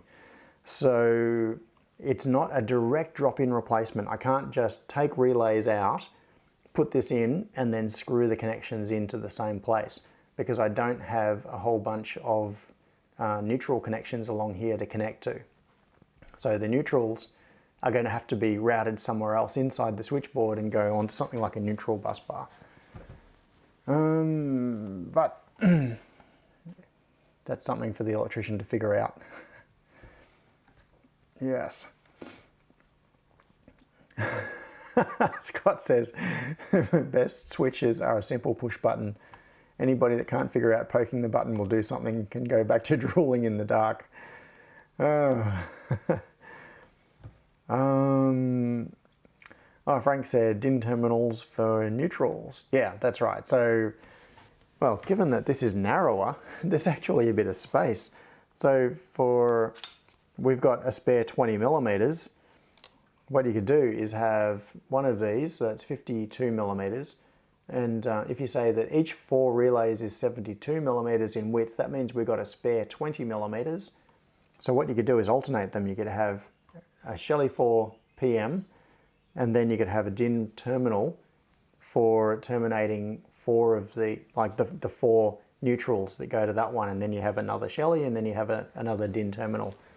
So something like that could be a good option. Spare 10 millimeters, okay, not spare 20 millimeters.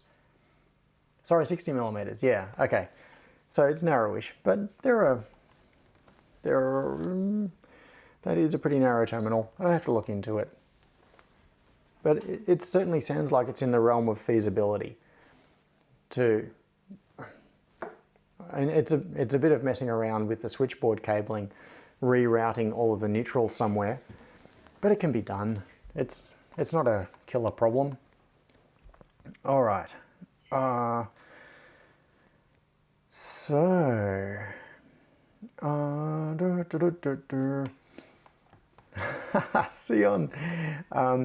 Yes, Sion says, I've not done any home automation, but started doing a few things in my office with simple Wi-Fi wall plugs. Wi-Fi wall plugs are the gateway drug. Once you start doing that, ooh, you're on the slippery slope. Before you know it, you're going to be putting smart switches in and all sorts of things. Sensors and linking motion detectors so that you can turn lights on automatically. And so Frank said Rack 32 controller. All right, it is heading towards the end of the 2 hours. What I was going to do was, based on, I think it was Gil's information earlier about changing the switch mode, I was going to try changing the switch mode on the Shelly 4 PM so that the toggle switch attached to it would behave in a slightly more predictable way. I'm I'm not going to. Instead, what I'll do is talk about the rack 32. Before I get into that, I'm just going to turn this off and unplug the death cable so it's not sitting there on my bench with mains exposed while I'm not thinking about it. I need to have my brain engaged whenever there's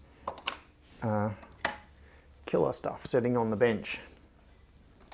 So I'll just unplug that, shove that out of the way, because I'm going to switch back to the overhead camera and show you props. There's not that there's any real need for it. Oh, that was one that I populated with the wrong connector for my own purposes. That's not one of the final ones. This is a final one, I think. Yeah, so rack 32. Now, the good news for software testing is it works. So, what can I demonstrate? I've done a, so if it's paired up with like one of the, this is the test setup that I was talking about 2 weeks ago when we were talking about testing, test rigs and loopbacks and that sort of thing. So if that is connected to that and then we chuck a cable across there, do I have one? I've got a few, yes, I've got a cable lying there. So that can go into there, jumper into there. And then we just need the display that goes on the other side. Where is it? Oh, this is a better example. This is what I should have pulled out in the first place. Yes, let's power this up because this is cool. Oops, I hope I didn't break that. All right, so I'm sure you've all seen this before. This is one of the early light switch controller prototypes in the steel case, and this was my original idea for the control system, as I've said before, based on the old school rack mount servers, the Cobalt servers. So what I did, and when you've excuse me, when you've seen this previously, there's been a Raspberry Pi in here. Sometime last week I drilled some more holes in here and I've mounted a rack 32 in the back. So this rack 32 is connected, I2C is connected to the front panel. So this is obviously not how it's meant to be done. The whole point of this control board is that this will poke through the front panel. So it'll be mounted basically there-ish with Ethernet and USB exposed on the front and the power LED. And the power LEDs arrived just a couple of days ago.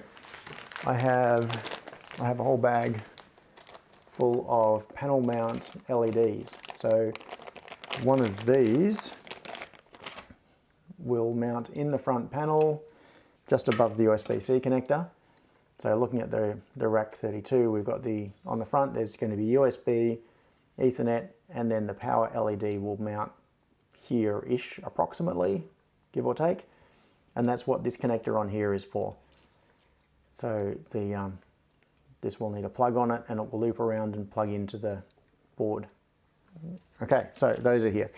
All right, so that is, that will mount in there. But just for the sake of testing, what I did was mounted it in the back with the old style breakout with the pass-through connector on here. So we've got Ethernet coming through to here. We've got the old OLED. This is the I2C OLED. And we've got buttons. These are actually on an MCP 23017. Right there, you can see it connected through. So the fact that this has buttons on it with an MCP on here, this is actually the reason that I never did a 32 port version of this, because I didn't have enough I2C addresses, because some of them were being used for the front panel. That's irrelevant now. So in theory now I could do a 32 port version of this. All right, enough waffling. Let's plug this thing in. I can't even remember what firmware this currently has on it. I think it is the USM firmware. And then I've got a 4-channel switch ready for testing. So, got to get myself together here. All right, I need Ethernet. I'm going to plug Ethernet into there. So this Ethernet cable goes onto the onto my Ethernet switch with a PoE injector. I'm going to plug that in here, and thinking while I'm talking. Doing 2 things at once I'm not so good at. All right, now I need to get power onto the injector. So I need, where is a handy dandy 12 volt lead? I'll plug this into the injector, and it's now powered up. So we've got power coming in on the LAN. You can see the rack 32 is powered up. I've got the pass-through jumpers in place here. So this is just running 12 volt PoE right now. It's not running 802.3 AF. So, and these still haven't arrived, these little DC converters. So I've got the jumpers in place, and it's connected by I2C to the front panel, because I was talking rather than showing. The screen has gone blank, but that screen is now working. And if I plug in, oh, I had it in my hands. Oh, there it is.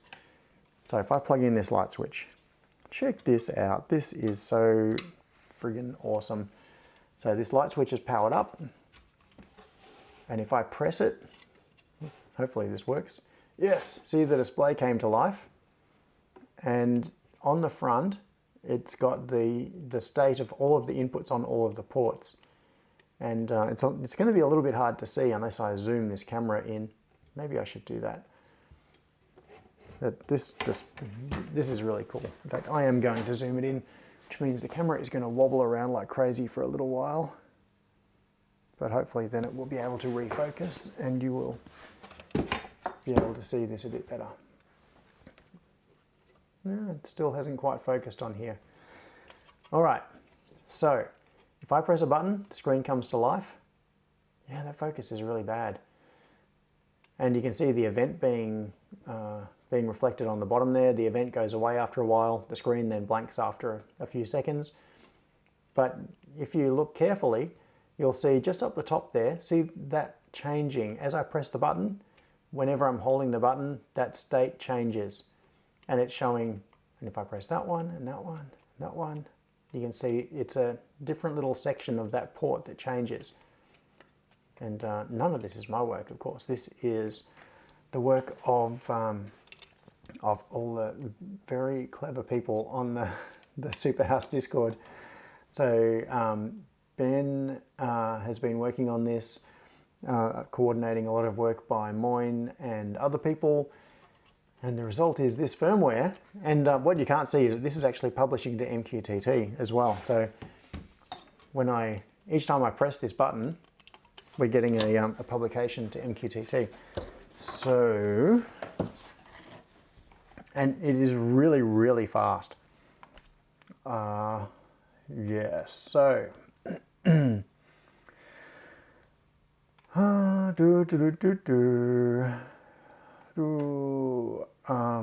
What am I doing? That's right. Lost track. Which means it's drink time.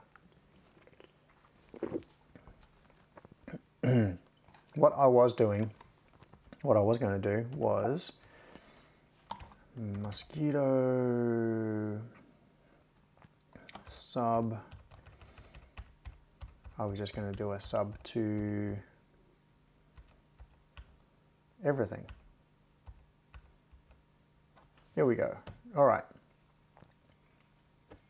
You can't see this right now, but I will, in just a moment, I'm going to change my view back to desktop, and I'll press a button, we'll see what happens. There we go, USM stat. So I can sit here and go click, click, click, click, click, and it's publishing to MQTT. So all those events that were happening just then, well, most of them, were from the controller. So as I've been pressing it, it's been publishing all these events. Port 7, channel 4, index 28, type switch event on, and then event off. So I can sit here and go doot, doot, doot, doot, doot. And by pressing these buttons, it's publishing to MQTT. And it's really fast. Running this on the ESP32, on the rack 32, is very fast compared to compared to running on the AVR little 16 megahertz 8-bit processors that we've had doing this stuff in the past. Oh, James said, quick, link this to the Shelly. Yeah, we could. It would, we could do that using Node-RED or something. Mr. Fix-It, now Mr. Shelly came in late. Well, you came along, so thank you for that. A quick drink before lunch. Yeah. Luckily, this is just caffeine in my my antique Trolltech stubby holder from LCA 2008. 2008. Wow, so long ago. It happened in Melbourne, sponsored by Trolltech, Brisbane Technology Park.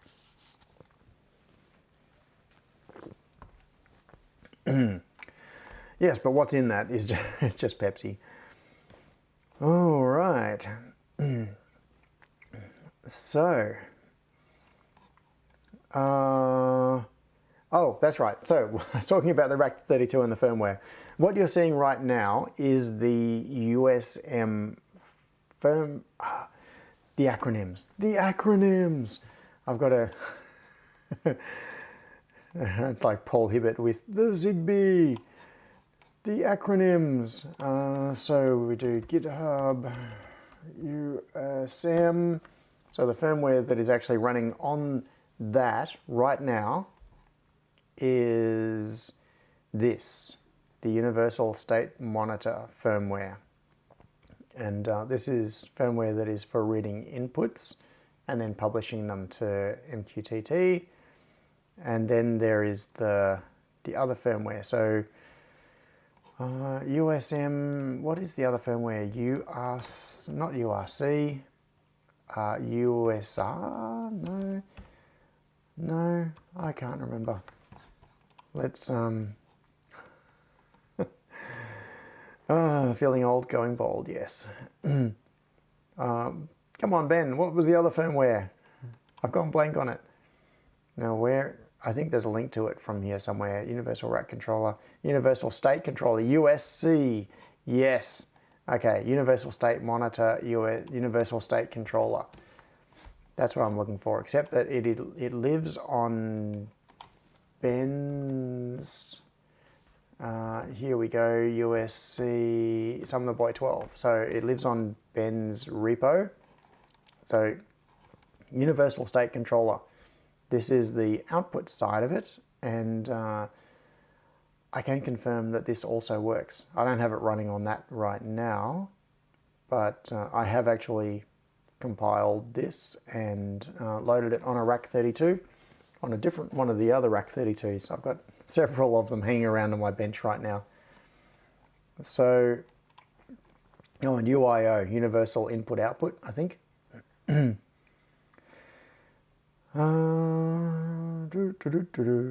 Yeah, so that's the summary of the Rack 32. So where it is right now is I am waiting for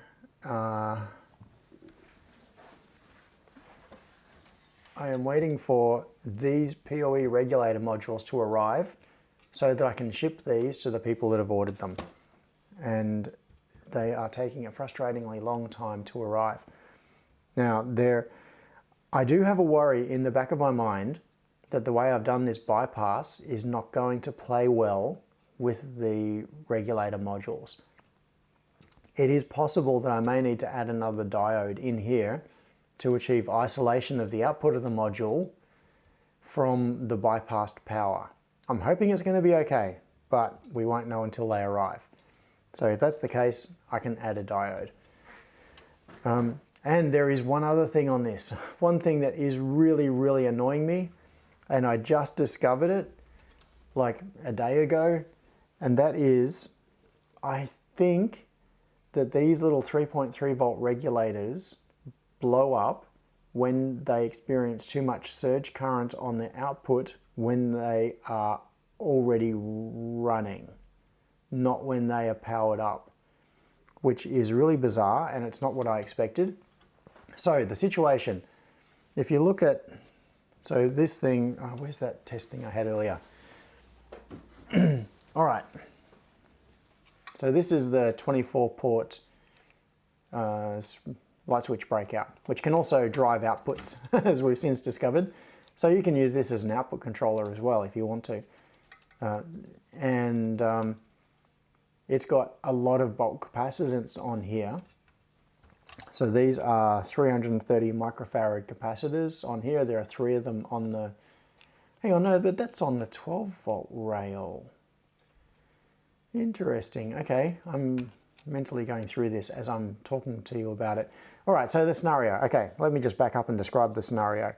Scenario is you have this, the rack 32 connected to power, powered up and running, and then you have this and you plug this in live while this is running. The result is dead rack 32, and it's the 3.3 volt regulator that is freaking out. Excuse me. It is the 3.3 volt regulator that freaks out, I think. And so this is a new thing that I've just discovered, having been plugging these in and out on my bench and testing and experimenting what goes on. If you power it up while everything is plugged in, everything is perfectly fine. It's very happy. So what you see here is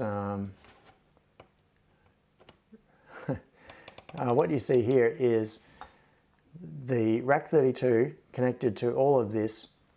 You apply power, start it up, it's fine. Like, I've had this thing sitting running on my bench for days. There's no problem whatsoever. But if you have this powered up and then you plug in a 24 port breakout, it makes the 3.3 volt regulator on this go pop, and then I've got to replace the regulator. And that really sucks. So that puts me in a bit of a quandary.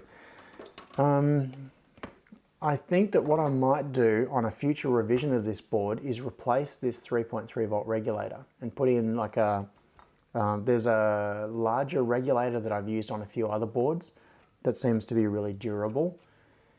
I'm still not 100% sure that this is the problem, because I haven't even taken the time to really investigate it yet. But anyway, I'm just flagging that as something that I may need to revise on this design. It works fine if you assemble everything, plug it in, and then apply power. But yeah, when I was messing around with one on the bench a couple of days ago, I had this sitting here on the bench, powered up, and I had it connected by USB to my computer, and it was on the network.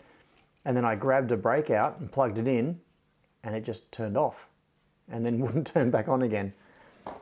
So that's something I've got to figure out. All right. Okay. Oh, Pro Engineer said, what's the theoretical range of those connectors back to light switches? A theoretical? I don't know. I've got I wonder how long the longest wire is in my house. It's pretty long. My guess is, if I had to just guess, I would say probably 20 meters, 25 meters would be the longest cable that I currently have going from a light switch controller to a light switch on a wall. Something in that region. So it's 25 meters of cable wandering through the house, going to here, and then connected to the I/O pin on an MCP 23017.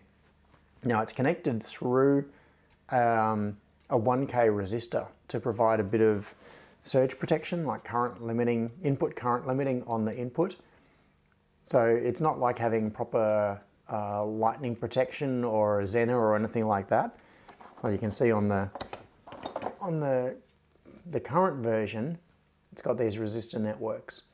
So it's got each set of 4 inputs has 2 resistor networks, and one of them is for the external pull-ups because I wanted stronger pull-ups to make sure there were no false activations, and the other is a 1K array which is in series with all the inputs to provide a little bit of protection for it. But yeah, I've had those running for many years now in my house without big problems.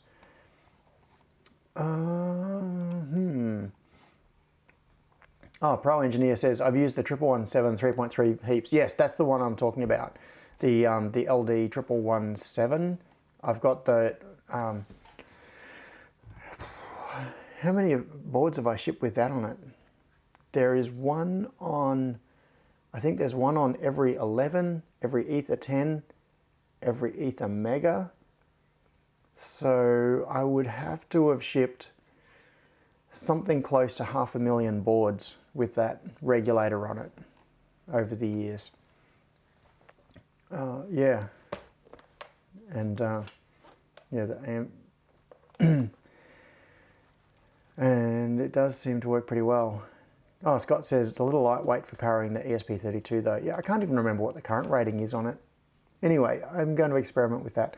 I'm still not even sure that that is the problem because I haven't investigated, like I haven't actually done like a proper root cause investigation and figured out what the failure is and what's causing it. At this point, all I know is plug in the board and it doesn't start, it doesn't go. Yeah, so, I'm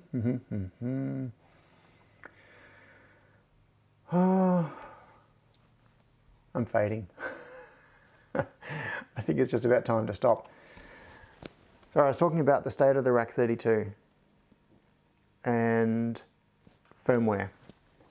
So with Ben and Moyne's very excellent, most excellent work on the firmware, we seem to have good firmware for, so the USC firmware and the USM firmware both work very nicely on the Rack 32, and it's fast, it's solid as far as I've been able to see so far. And as Chip says, must be getting hungry. Yes, Chip. So, because Peter Lawler had to bail early today, Chip is now the lunch police for me for today. All right. Now, I am going to go. I feel like there's more to talk about. There is more to talk about. But I am going to go. Yes. So, oh, Pro Engineer said, that's awesome, I'd reach every point of my house, no worries then. Yeah, so my house is it's quite linear, it's very wide. So we've got a block, we're on a 1,000 square meter block, and the house goes almost the entire width of the block with a little, it actually is hard up against one boundary, and it goes almost to the far boundary. And because copper cable is expensive, when we were having the house rewired for home automation, what we did was put a switchboard in each end of the house. So we've got 2 automation switchboards, which are both wired in a star topology, but it's like 2 stars. And then, so there's a demarcation point halfway through the house. Half the house is wired to one switchboard, half the house is wired to the other switchboard. And they both get their mains feeds from the primary switchboard, which is at the front of the house. And so what I've got is light switches that are wired to the nearest switchboard. So I don't have cables that go from one end of the house all the way to the other, but I do still have some pretty long cables. Like the cables, for example, that would be here around me in the lab, they go up into the ceiling and traverse a fair bit of the house, and then go down into the rack where my light switch controller is mounted. Those cables would have to be 20 meters long at least. Yeah, and I've never had any problems with them.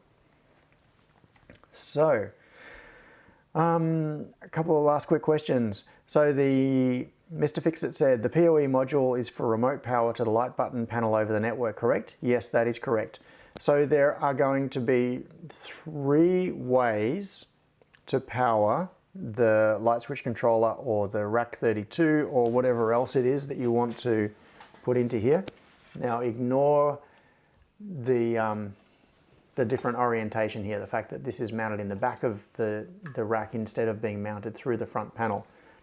There will be 2 options for PoE and 1 option for direct power.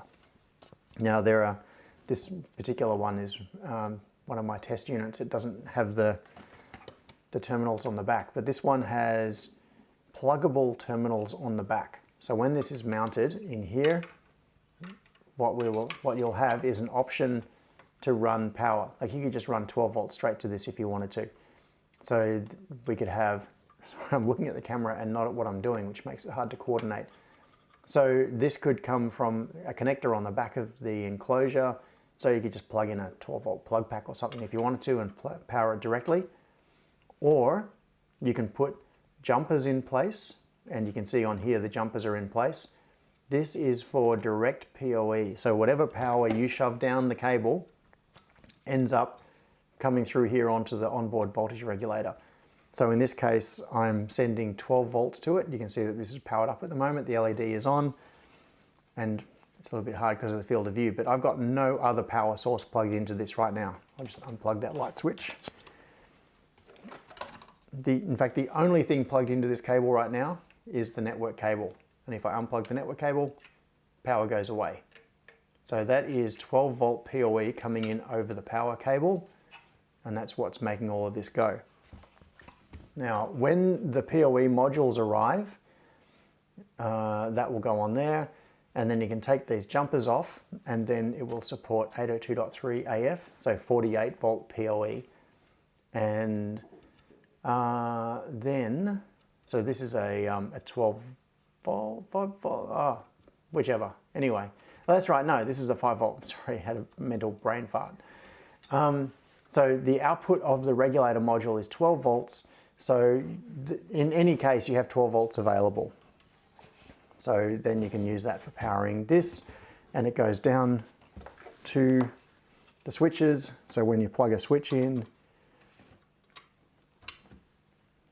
that's getting 12 volts from the controller, which right now is coming over the Ethernet using PoE. All right.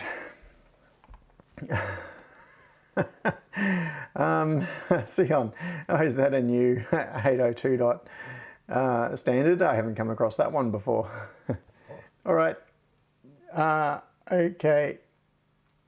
Oh, just before I go, Rolls FPV says, I'm having an issue with my original light switch controller. When connected now, the light will turn on and off intermittently. Okay, that's interesting. It's probably a little bit too far past the end of the live stream to start doing diagnostics on that. Yes. Maybe that's something to discuss on Discord. So Mr. Fixit says, I just need a 12 volt barrel connector for a wall wart. Yeah, that's what, that's one of the reasons that I've got this. So I did consider having a 12 volt barrel jack on the front, and the idea is that this is going to go to a barrel jack and an XT60 connector on the back of the enclosure. But the enclosure, that's a whole other subject. I'm not going to get into that right now, or this live stream is never going to end. So, in the spirit of our mascot, Steve, streams that end very eventually, I'm going to end this stream. And thank you for coming along. I need to grab myself something to eat. And I also need to go and get COVID tested, because I am, on Tuesday afternoon, I am going to have a camera shoved down my throat to inspect my insides. And before I go and have that procedure done, I need to be able to prove that I have a negative COVID test. I'm double vaccinated, which is good, and hopefully I am actually negative for COVID, but I still have to get the paperwork done so that I can turn up and get the camera shoved down my throat. So, yes, thanks for coming. Have a fantastic Sunday or Saturday night if that is still the time for you. And I will talk to you all soon. Okay, thanks. Bye.